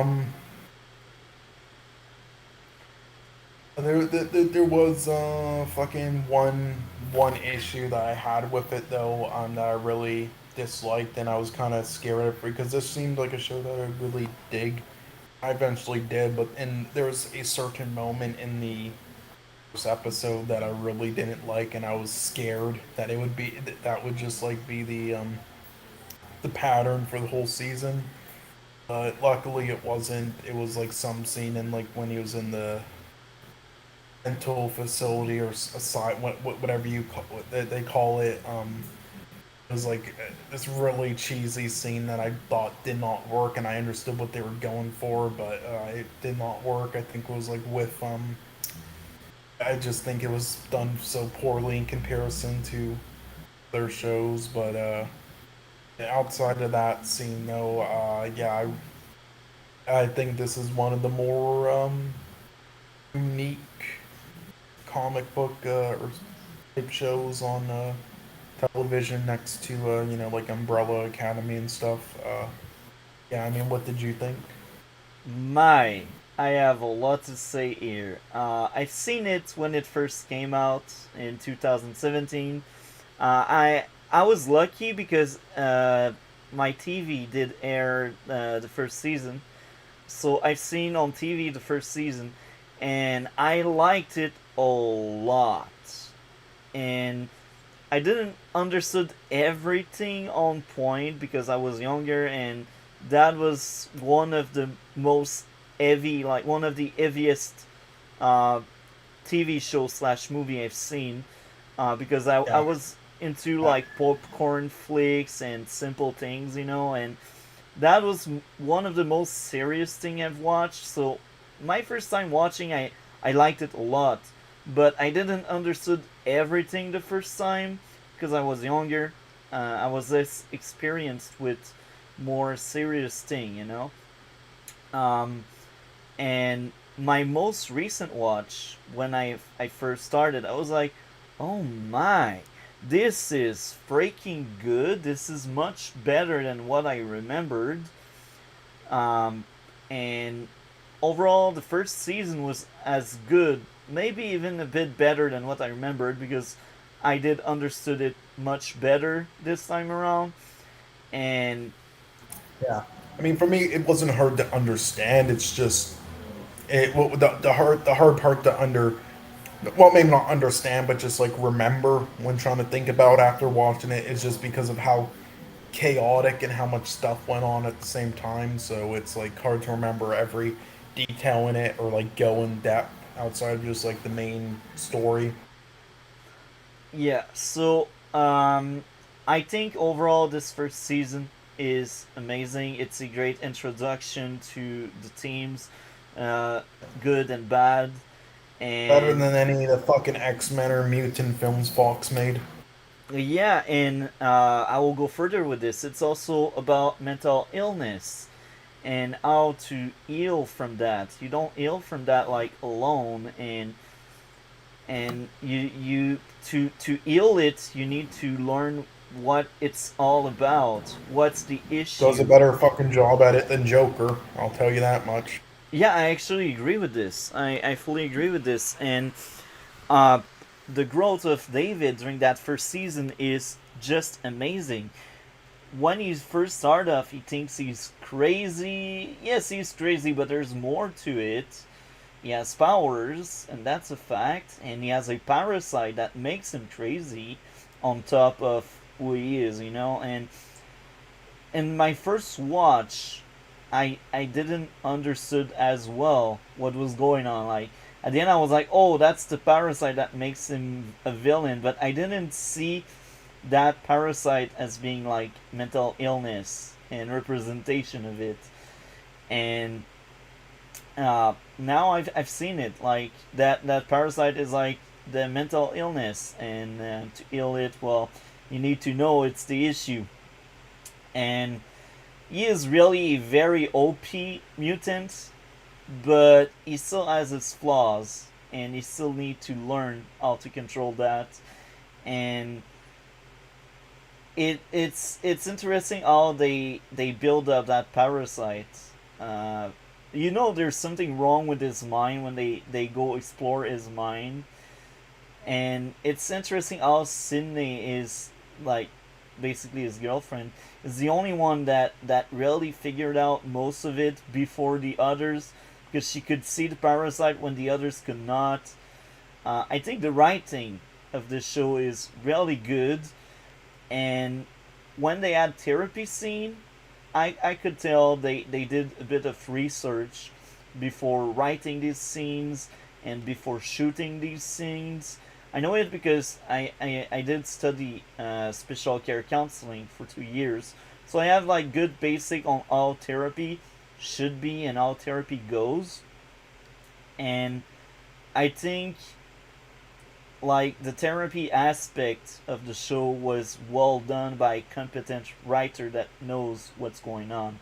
Now, I agree definitely. Like I really love how because again in a lot of shows and like movies like we see one side of that stuff with like characters that are like portrayed as crazy and like could be or could not be, but they act that way like all the time, like freaking out and stuff. In that same matter, we see in the detective's point of view always. We never see it in their point of view though, and why they're acting like that, and like those certain instances that make them seem just like untrustworthy and completely crazy. And this show did it, and it did it extremely well. and that's very interesting how Sydney and David relationship is. It's there's nothing physical because of her powers, and it's interesting because they do have sex to not get any flag on the video. They do have that in the kind of mindscape area, and that that's interesting because some relationship are really like that. So not only the show is unique with their characters, the powers of each characters, but also the relationship of the characters. And the relationship of the characters is also realistic because sometime in real life some people only not need a mindscape to escape, if you know what I mean. And yeah, that's one of the many strengths of the show. Um, Now, uh, they show a lot of things.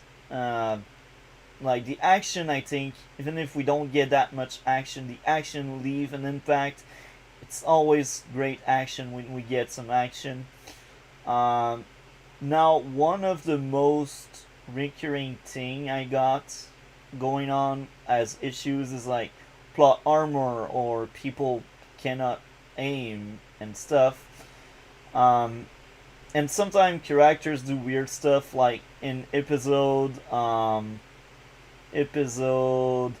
5 at some point Sydney is following the parasite. I think that was like um, when they found David in the house with his sister, and Sydney just thought it was a good idea to chase after the parasite. You know, look, I've seen him in David memories. I just run after him. What a great idea! We all know how it goes in horror movie. You know, so yeah, the music. What did you think of the music overall? Cole, I'm assuming I yeah. enjoyed the music. What about you? Great music. I think it's well chose. They were able to give some good music. What did you think of the special effect? Usually I don't discuss about that, but I know you do, and you do value that. So, what did you thought of the special effects and CGI and stuff? Um, well, it wasn't it wasn't great in areas definitely, but it's over. I would say overall, did a good enough job for what it needed to, and it definitely wasn't CW. Now I will praise this. The fight choreography and all of the action sequence were well done. What did you thought of the fight choreography overall? Yes, besides the maybe one scene where all the shit broke loose in the episode one where and it was like a bit in slow motion. That was a wasn't bad. It was just eh. But besides that, yeah, it was really well done in every other instant.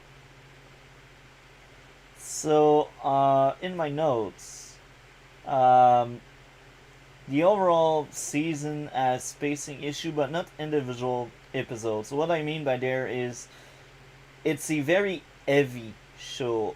Like it's the kind of stuff you can enjoy. You watch it once, like each 10 years, you know, because there's a lot going on, and it's not the kind of show you can just put there and do something else. Because if you do something else when you watch it, you will miss important stuff. So that may be a strength for some, but for me, it does damage the rewatch value. You know. Um, Now, is it bad per se? As I said, it depends on who you are. Me, for example, I don't see myself rewatching first season anytime soon, but other people may consider rewatching um, soon. You know. Um, so, what did you think? Like, did you think it was a heavy TV show or light, or if you know what I mean? In between. In between. So, what was your favorite character? Ah, honestly, I don't know if I really you fucking hell. I'm in like every show we've watched so far. I've had a favorite character, but in this one, they honestly like I don't really have one yet. I thought all of them were just really well done, but there wasn't one that completely stuck out for me yet. I thought they all kind of equal screen time and equal like good moments. I There wasn't one that like I is my favorite yet. So, me, my personal favorite was Sydney, David girlfriend. She was a great character. I enjoyed her character a lot. Um, yeah. Um, so overall, uh, what did you dislike the most about that season, and what did you like the most?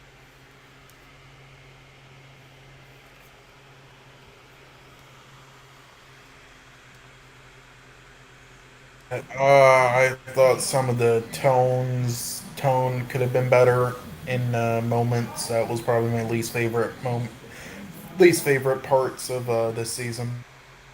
So when you speak about the tone, is it because you didn't like when it was funnier, or when it went darker? What was the tone issue for you? It's just it was a clusterfuck of tonal shifts, back and forth in certain moments which made sense with like the premise of this and like the wackiness. But I feel like if they just chilled that out a little bit, then it could have elevated some scenes. Like, and honestly, I think it kind of worsened some scenes when watching it. It definitely I don't know, like there was definitely some moments that could have been really funny, or moments that could have been really emotional or whatnot, that it kind of dropped the ball with in favor of doing that. Which, again, I understood what they were trying to do with it. I just don't think it was the execution was there. Okay, so what did you like the most? Definitely I would say the fucking the characters probably, and then I really the edit. I would say the editing and the characters are my favorite part so far of the show. Okay, so out of 10, what would you give the show, the first season, please? Yeah, I'm sorry. I've been fuck's sake. I'm dealing with my goddamn neighbors right now. This is so annoying. That's why I haven't been talking really. Okay, so right in, I'd probably give it a fucking round an 8 out of 10. Interesting. So I personally gave 9.7 out of 10 because it was really hard for me to pinpoint issues, and a lot of episodes are 10 out of 10, and it's usually a good sign for me. Um, yeah, there was also, like, even in episode 5, which is the worst for me in this season, there was a musical moment I didn't like in it. So, yeah. Um, Very good show. I highly recommend. I like the first season a lot. Now next week we will cover season 2. It's a blur. I remember the ending of the season and parts of the season, but I don't remember if I liked it more or less than season 1. Honestly, at this rate, I think I'm gonna recommend this one. I recommended well one of the films to watch a week, Blazing Saddles, as a satire comedy parody film. I'm think with how much you hate these musical scenes, I'm thinking of recommending this one other one that's also considered one of the best of all time, just because there's this one 10-minute like sequence in it where it Oh literally my. like parodies that, Oh where there's my. a character who keeps going stop, stop, stop every time a No. character tries to start a musical. I'm telling you, if I see that in a movie, I skip the entire scene.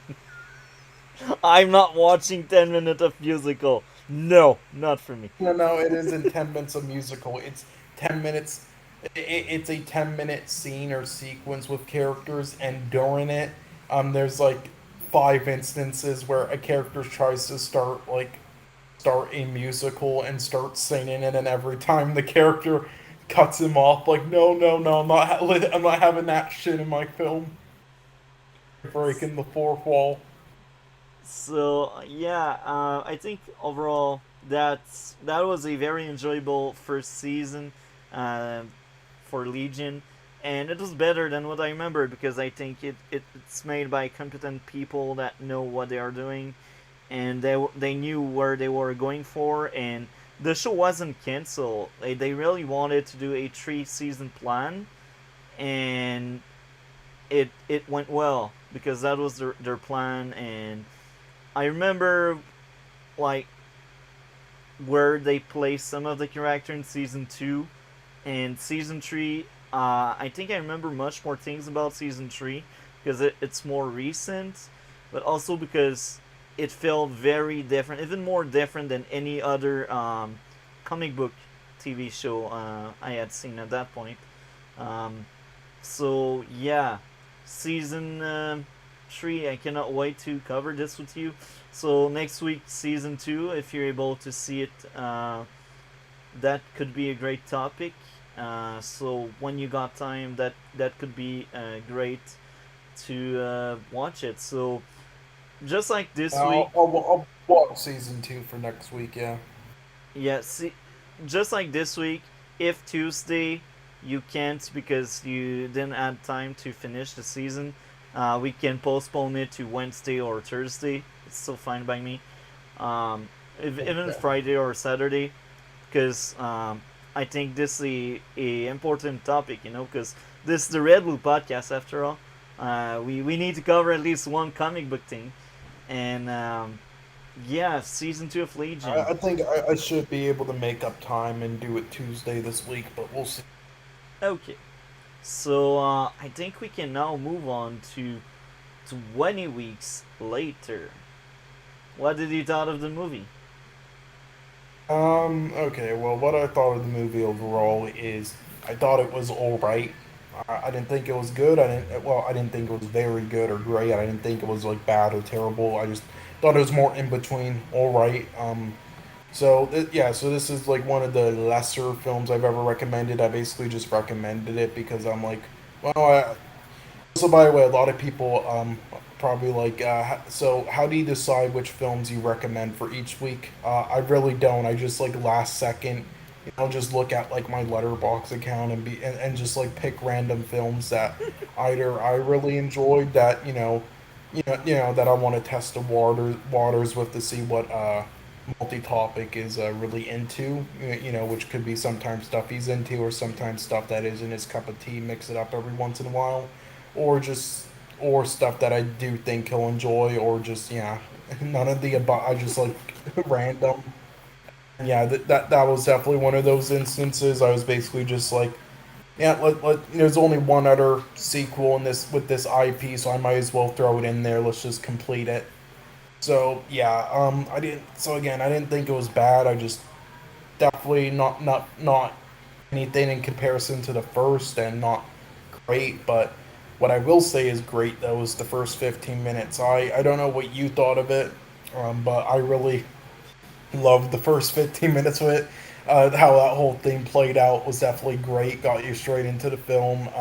There might have been like a couple moments where it's like you could maybe question like why a character did that or something. But the more that I like rewatch it, the more I think. I mean, the more realistic I think it is possible for like how humans act and everything. And again, especially during an apocalypse like this, and they were like they were like locked away for like months and months, without contact of and without even seeing any zombies around. So like for example, when the girl at the start got bitten, she probably got overconfident, and so she wasn't even used to seeing any humans or zombies for ages. So it was realistic to me, but yeah, and that whole sequence I thought was fantastic. After that, the rest of the film was kind of just like a calm, all right zombie film. Does some stuff well. Worth existing, but and yeah, and it also carries on from the first, not with the same characters, but just in the same universe. Like, they show at the end like the zombies are starting to die off and stuff. At the first and stuff, and people are getting rescued, and then weeks later, yeah, it shows that like like one of the places they've made kind of like a society into now. And the characters escape to try to find like photos and stuff and get other stuff from their old house, memories, and then they find her, and then realize she's kind of immune, could be a cure, and stuff, and bring her back. And then if we saw from the first film, even just saliva or blood getting into you will do the trick. Yeah. Didn't realize. So, yep, he did that, and then spreaded the disease in there. I thought, Okay. but, thought the acting good from half of the cast and a bit cheesy from the other half of the cast, like the side characters kind of. And yeah, there were some like good creepy thrown moments, especially like near the end when they're in like this subway area and it's pitch black and stuff, and they're using like the light thing, whatever you call it, Night the vision. night vision. Yeah, and yeah, there's some good moments. It isn't like a again unlike the first though. It's mainly just entertainment, popcorn flick entertainment, kind of like Bullet Train. It isn't trying to be anything more like the first tried to be at times. It's more just like, it's kind of the same stuff you've seen. A couple Yeah. new things, that's about it. Just trying to be a popcorn flick and kind of capitalize off the first. But yeah, I thought it was just all right. Yeah, that's about it. Again, first 15 minutes I thought was spectacular or whatever. But what did you think? So I will start off by saying um, it wasn't anywhere near as good as the first one, It, and it was not. Don't worry. and I will go a bit further with this. Despite that, it was entertaining. Now, for entertainment value, I think this one is a bit better, but not the writing, not the movie overall. It's just more entertaining because there's more action to it. That's what I mean by there. And it doesn't mean it's a better movie. It was just more entertaining. Yeah, I, I No, I agree with that. Like entertainment wise, it was good, but everything else wise, it not really. now, first issue, plot convenience. Very convenient. The boat being there to escape early in the movie. It's very convenient that the guy didn't just left with the boat, leaving the guy to the shoal and getting eaten by zombies. That was too convenient for me. And this is funny because plot convenience happens a lot this movie. In the first movie, I remember having a few here and there, but nothing major and not as many because some are like well written inside the movie, and you could back it up by just saying like things like that can happen in real life. But this movie, 28 weeks later, is bleeding of plot convenience, like a lot. It is, especially it is really is a plot convenience. Is it like unlike the first, I can defend all besides one moment in the first film I can defend as in it is realistic for that stuff to happen and we don't know exactly what happened and that is just humans and during an apocalypse how stuff happens but the second one every single thing that happens is because the characters do stuff that Shouldn't that do? seems pretty ridiculous for them to do. Like I understand like the two main characters are young and stuff, but it still seems pretty out there that they would actually like do that just to, bring back like photos and shit. So next up, the kids leaving the safe zone for the plot to happen. I understand kids do stupid stuff because they are kids, but the fact that both kids are on board and both kids escape without any issues escaping, it's kind of very easy to just leave that military Yeah. zone. It's so That convenient. it's a military zone, like Jesus Christ. And it's like God. I understand. Like they did. I will say they did show that the military people like again just like in the first film they aren't the most trained again, and also with people, the humanity, a lot of humanity dying off. They're probably just like mainly just a little bit above the regular strangers who became military people, and they're also not a bit lousy on the job. And we saw it later on when they just decided to mow down everyone because they couldn't keep track of who was infected and not. So again, you can explain that and with their lack of security to get through. But I don't think they could have done a little bit better of a job explaining that and how it was so easy for them to get through. But also they could have done something interesting. Like again, in the they could have actually like had some scenes maybe of like people outside of there that are kind of choose to live outside of there, like think being like they can like they just want to don't want to live in that like small environment, like facility area. They just want to take their chances and like live free. They could have sort of like uh what do you call them, like outcasts or whatever, like well Yeah, no, that's not the word, like something like just outsiders. like groups, outsiders, like cults, something, I don't know, groups, like it's clans or whatever, you know eh, especially since they know like you're trapped if there's ever an infection in there, you're fucked. But they didn't, and I thought that was a missed opportunity, and it also kind of out there for like it seems pretty far fetched that there's just nobody around that area out possible. But again, I guess maybe the military people kind of forced a mole in there, or they even maybe like shot people who didn't accept like going in there. They wanted to just clear out the whole area and of zombies, but again, they didn't show it. So yeah. So next up, how convenient that the bike still has fuel. So this is right after the kid escaped that military zone. I was rolling my eyes. Look, it's 28 weeks later.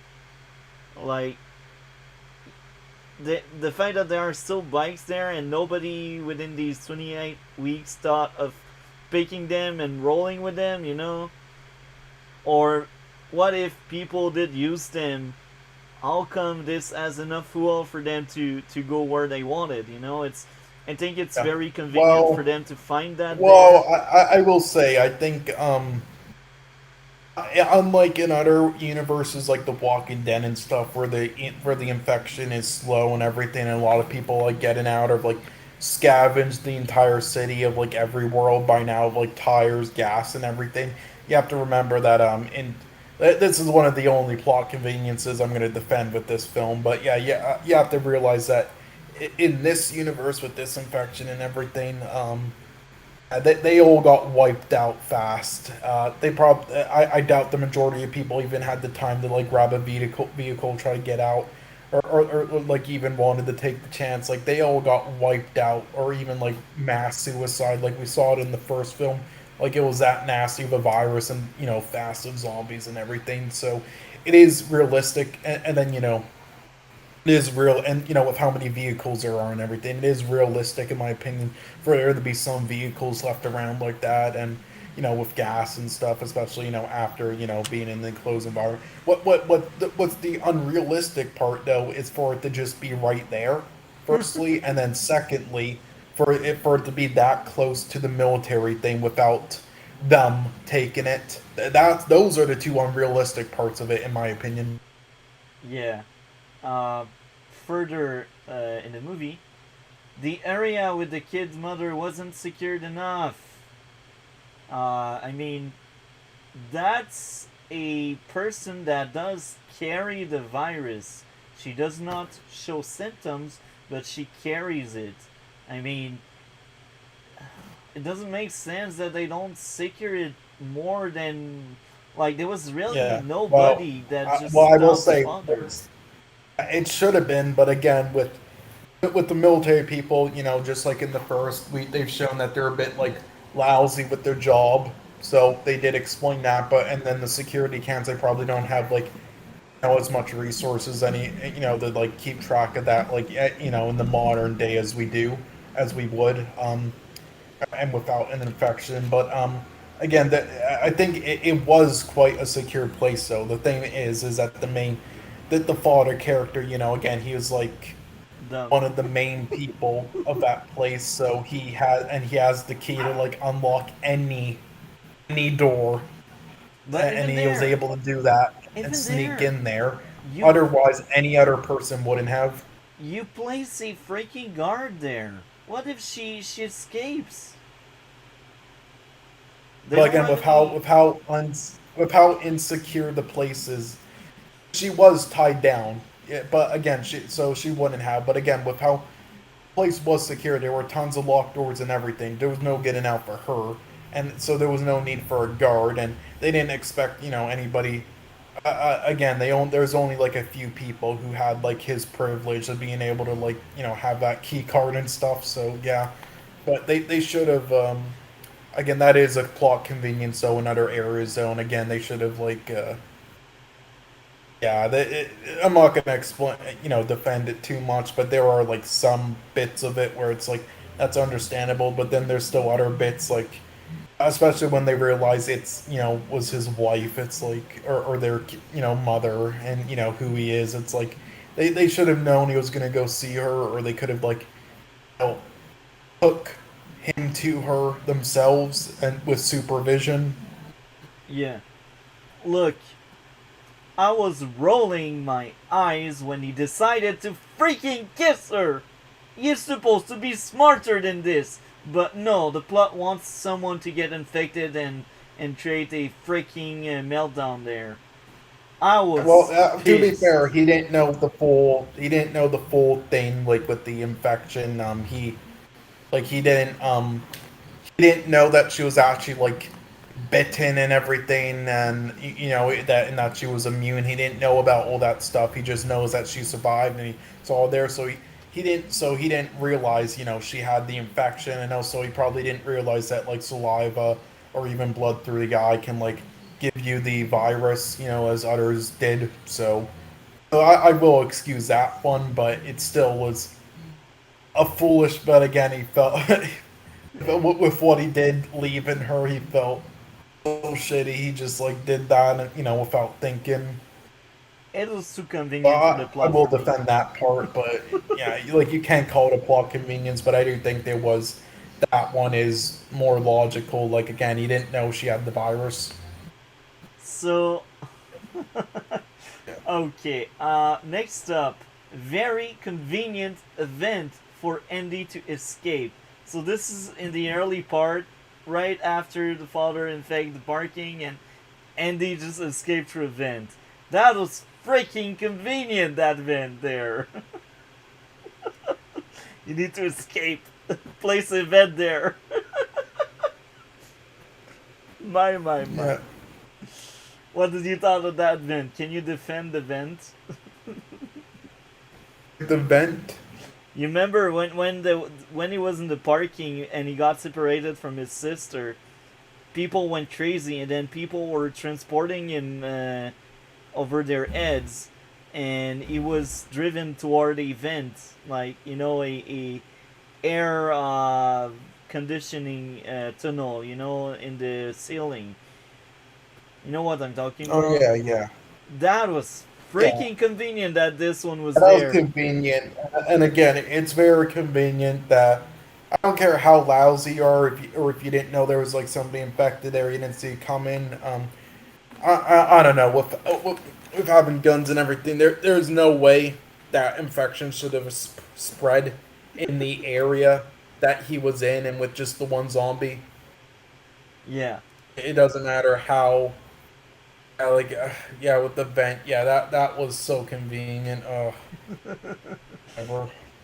Next up, very lucky that the sniper in the area was bad. So this is when the Doyle something Jeremy Renner was with the other refugees. They were running away, and they were in the area where the sniper was just really bad. So they were really lucky to end up in that one sector where the sniper is bad. They didn't explain it, but for me it doesn't add up, because what if they went on a sector where the sniper was competent, you know? It's very convenient for them to be at Yeah. the right place, you know? Well, yeah, once again, though, they did explain again, a lot of these people weren't actual military people. Again, with the infection wiped out, they're just regular civilians who, went up the ladder, became military people in a quick time, just 8 weeks. So I, I can, and again, they were all unexperienced, so I can understand, like, if the sniper wasn't great, and that's why, they were able to defeat him like that, but, And again, the people who got murdered by the sniper prior were mainly because they were like standing still and they didn't see him coming. So yeah, so at that one I can more believe. But now again, there was only like one or so experienced military person throughout the film, and it was the one who was helping them out. So yeah. So next up, how convenient was the car they found in the smoke? So this is like by the end, just before Doyle is getting smoked by the flame grenade or something. They found a car. Yeah, It's that one's a plot convenience for sure. Again, like I said prior with the motorcycle, again, so again, the fact that there's them lying around in this universe in this infection isn't a plot convenience. It's where it was located and how they got to it. That was a big plot convenience. yeah, like these plot convenience, man. So many. Again, this is not a good film at all, but I don't think it's horrendous. But yeah, it definitely has its issues. It's at least entertaining. So yeah, this was definitely one of the worst. Yeah, it is the worst I've ever recommended. I'm just like, I'll throw it in there. We might as well watch it as well. Now that my issues are out of the window, out of Yeah, the way, that's all your issues. Okay, yeah, I think that's enough. I mean, we did. you didn't have an issue with like how the anything in the end. Yeah, I just thought the ending was lackluster, but you didn't have an issue with like any of the logic in the end. Uh, Not really. Uh, Okay. Anyway, you I did you will have say any? maybe What were one your week. issue near the end? No, no, not really an issue. I just thought it was all lackluster. That's all. No, Man. I was actually fine with it. I'm like, that's the end. But Well, no, it was fine. I just, in comparison to the rest of the film, it's probably the most boring. actually, I had one issue. This is by the post-end credit scene when you see some zombies in Paris. I'm like, are you kidding me? They really want to milk out that franchise, and it wasn't worth it to milk out that much the franchise. I'm not interested to see more of that universe because the first one was much better than the second one. Like, man, is it a Yeah, teaser for a third movie? I'm not watching the third one if there's one. But yeah, yeah, basically. But I will say, yeah, there's definitely not going to be a third. Yeah, they stopped after this. But anyway, I mean, well, there's nothing to go on off of after anyway. There wasn't ever going to be a third because of that ending they showed. Everybody's basically dead. So yeah, at least in that area, there could have been other areas, but yeah. I so will say, the God, what was it again? Right, one week, what I might do is I might because there were some films out there that are so garbage that they're actually kind of like funny in a in an entertaining way how garbage they are. I'm thinking one week, not any time in the near future, but down the line, I'm gonna like throw one in just to throw you off. okay, okay. I am curious to see these. So I guess now I move on to what I liked. The first scene, the dinner scene, when they were in the house until zombies comes in and stuff. That was interesting. I liked it. The zombie invasion in the house was very interesting. It was entertaining, as I said. I liked how people were escaping or trying to escape, and they most likely end up dying. Um, What I will say personally, I think it was what I will say is I think with how fast the zombies and how he was doing at multiple houses, I think it was one thing is it was unrealistic for him to get to the house, open the door, and not have any zombies right behind him yet, but also that he would sit there for that long banging at the door when the house seemed like nobody there yet. I mean there, or the I thought that was a little like unrealistic if he was really like running for miles across houses, banging at doors, getting help. But anyway, Yeah. Um, the zombie invasion was good. People escaping was interesting. So now we are at the train speech. So I liked the lore around that train when they were in the train and they basically explained what's going on with the safe zone, the green zone. I like that lore building moment a lot. The mother being studied on, I think it was realistic despite the lack of security around her. Um, I wasn't bored with that. The scientists saving the day. Um, I can't really remember. Oh, actually, maybe she saved like the kids. I think. I can't actually remember that. Everyone getting infected in the parking. I was like, oh my, this will go wild and crazy. And this led to the snipers shooting the different targets. Uh, They couldn't tell who was who, and they just gave up after a certain point. They just said mow them all down, contain the infection, yeah, it made blow sense for up the me. city. It made sense for me. I mean, like when there's a Yeah, virus it like made that, sense. you don't want it to spread, so you just shoot on sight. Yeah, um, yeah. After that, Jeremy Renner character was very interesting, and yeah. I completely forgot he was in this film. yeah,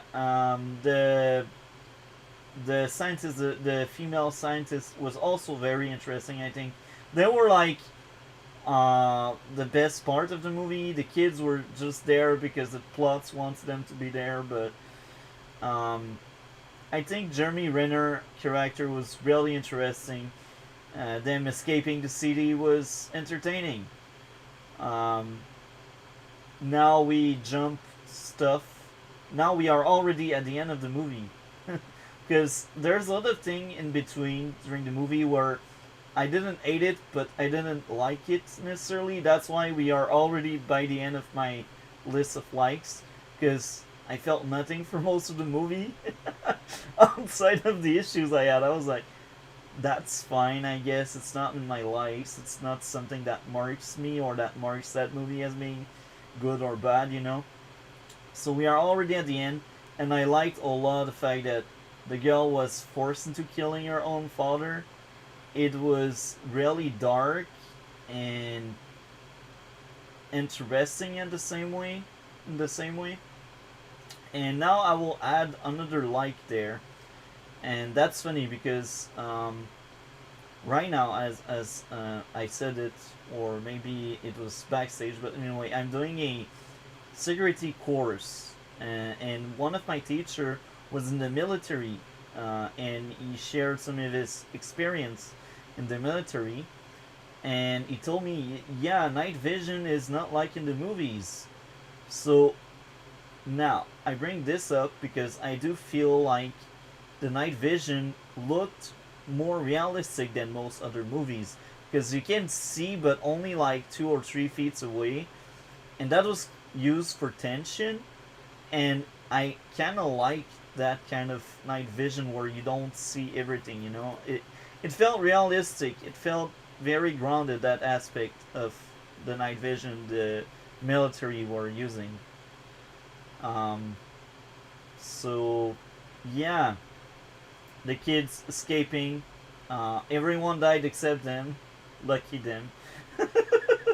um yeah.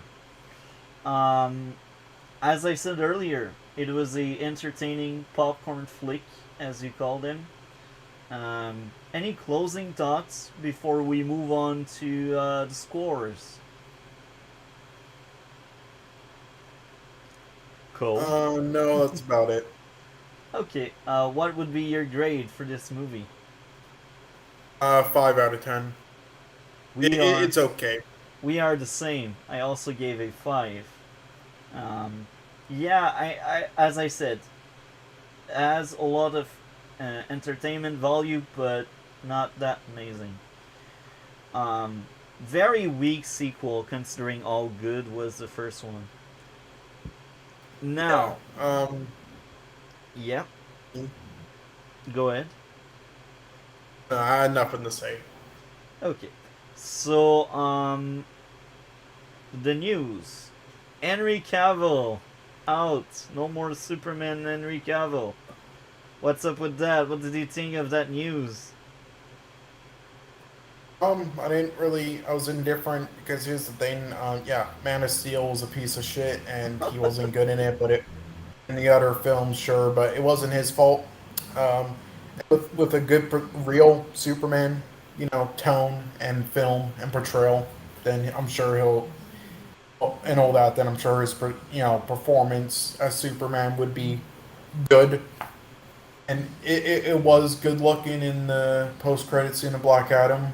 So yeah, I was willing to give him a chance. Yeah, I think as long as he's away from that dog shit and he's actually playing a Superman instead of a fake Superman, and doesn't care about people's safety, then yeah, he'll do a good job. But or at the same time, just good, not great. There are many people in Hollywood who can play Superman like him and do an even better job. So yeah, so I don't really care. It's not a miss. They can find anybody to play Superman just as good or better than him, and with what they wanted for their universe that James Gunn is writing up, it didn't make any sense. They left on good terms.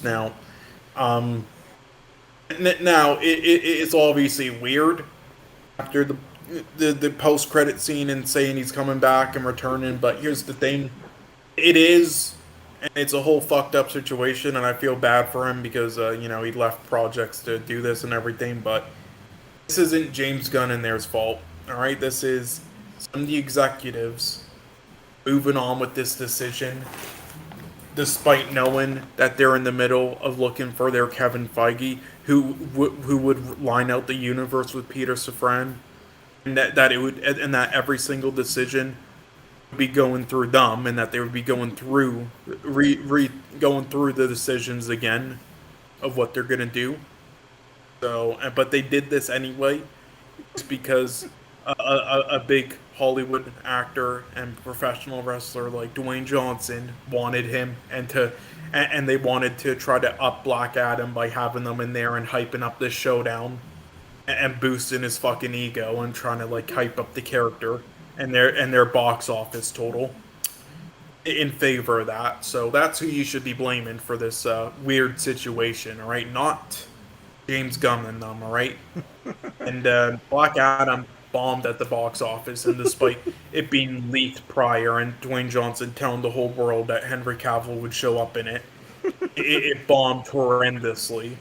So that's just proof that nobody really gives a fuck about Henry Cavill or Johnson, Black Adam. So all these people, like again, Twitter is not real life. You're all a minority crying on Twitter and doing your Snyderverse campaigns and Henry Cavill campaigns. You're a minority, and that proved it. So yeah, no, nobody else cares or gives that much of a fuck.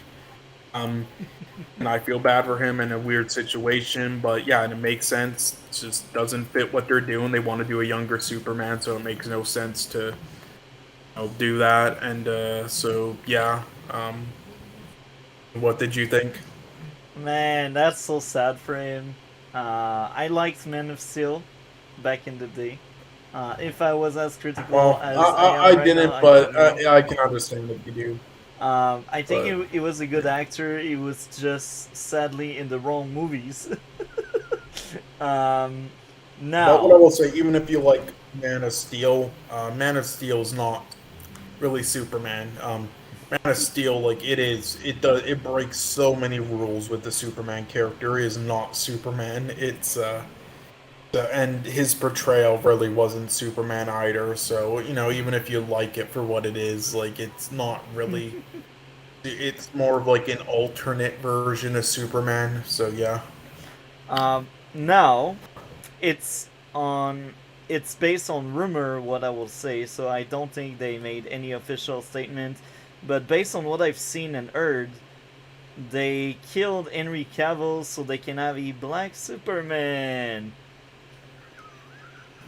Don't know about the Black Superman, but There's a separate Black Superman film that's still in development. It hasn't been canceled by James Gunn and them. No, that's not what happened though. That was announced years ago, and alongside Henry Cavill, and after and before he returned in the post credit scene. That's a whole separate thing. Yeah. Um, and they're probably not going to be their main Superman, all right? They're doing it because James Gunn said he wants to do a younger Superman story first and like build up the character that way from him as like a child and everything. So, so that and like with a whole different actor and everything. So that's why they killed Henry Cavill off, and they're doing that, and why it didn't make any sense. But also, they're not killing off like universe; they're just restarting. That's all. Yeah. So yeah, apparently we may end up with the Black Superman movie eventually. It's sad because Black Might be Lightning. canceled as well, but yeah, I mean, it is in the comics. Like there is that character in the comics. There's a Black Superman. It's just a different. It's not what do you call him again? Clark, or what's his full name? Clark Kent. Clark Kent. It's a different one, not named. I believe not named Clark Kent. Just like I believe Black Green Lantern. So yeah. But yeah, John Stewart is the Black Green Lantern. But that's interesting because they want to race swap Superman, but DC has its share of black superhero like John Stewart. I mean, I will say though that is a possibility though that the younger Superman could also be race swapped as well. So, but yeah, we'll see. They I mean, yes, they do. Again, I don't mind. Well, I'm indifferent on race swapping. Because here's the thing, that is true, and if there isn't enough, just make a new one. That's best. But I don't I don't hate race swapping. The main thing is as long as it's the character we know and love, just a different skin color, it doesn't matter. But the reason why I don't care as much is because here's the thing, multi-topic. For me personally, unless they're trying to identically adapt a comic book story with a film, right? Every comic book film is going to be it's not going to be a perfect adaptation of like a story from the comics. It's always or a character. It's always going to be the direct like some of that inspiration, but mainly the director's own original thing. So we're not getting we're not like getting it perfectly adapted anyway. Like for example, the Batman, like that's not the me Black Gordon was like Matt fine with me. Reeves's Batman film. Black Gordon was Yeah, great. like no, but like for example, that with like the race swaps, it's like even though like yes, those like Gordon wasn't white in the comics or anything. It's like there's no they weren't adapting any like specific comic book story anyway. That's something that was completely different. Same thing with the Riddler and everything. It was all completely different. So it didn't matter. So because it was all different anyway. So and that's the same thing with pretty much every comic book film ever, besides the rare examples. Like maybe Watchmen 2008 and Sin City kind of like adapted them identically, but yeah. So unless you're doing that, that's why I don't really care. The one thing though that I would do have against still, even in that case, which is why I'm neutral 50-50 on it, is because even then though another reason though why I also kind of dislike it as well, outside of just that, is the stuff that Chillmonger brought up, which is that there's at the end of the day no point because it's actually kind of just worse for like people of other races, because in the future they're going to be race swap back to their original race, white anyway, and that's and what people know them as mainly. So and it's actually just kind of hurts them race swapping. It's actually not very healthy when you think about it. Kind of like, but both can coexist. But at the end of the day, that's what they're mainly going to be main for. And unless they try to completely transform a character into to some kind of like what they did with Captain Marvel, into a fucking female now. These days, unless you try to do yeah. that. So which I think is, the original Captain Marvel is way better. But yeah, anyway, so that was bullshit. But anyway, so yeah, they're gonna. So I think that's better just to use, stick to it, or if you want to create more than just create new characters, as Chillmonger said. Yeah, and that's interesting because I've just before we started the podcast today, I was watching a video where a black guy was saying, yeah, it, you tell a wrong message when you race swap like that. You tell that you need to be stealing a white guy name to be recognized and to be known as someone, if you know what I mean.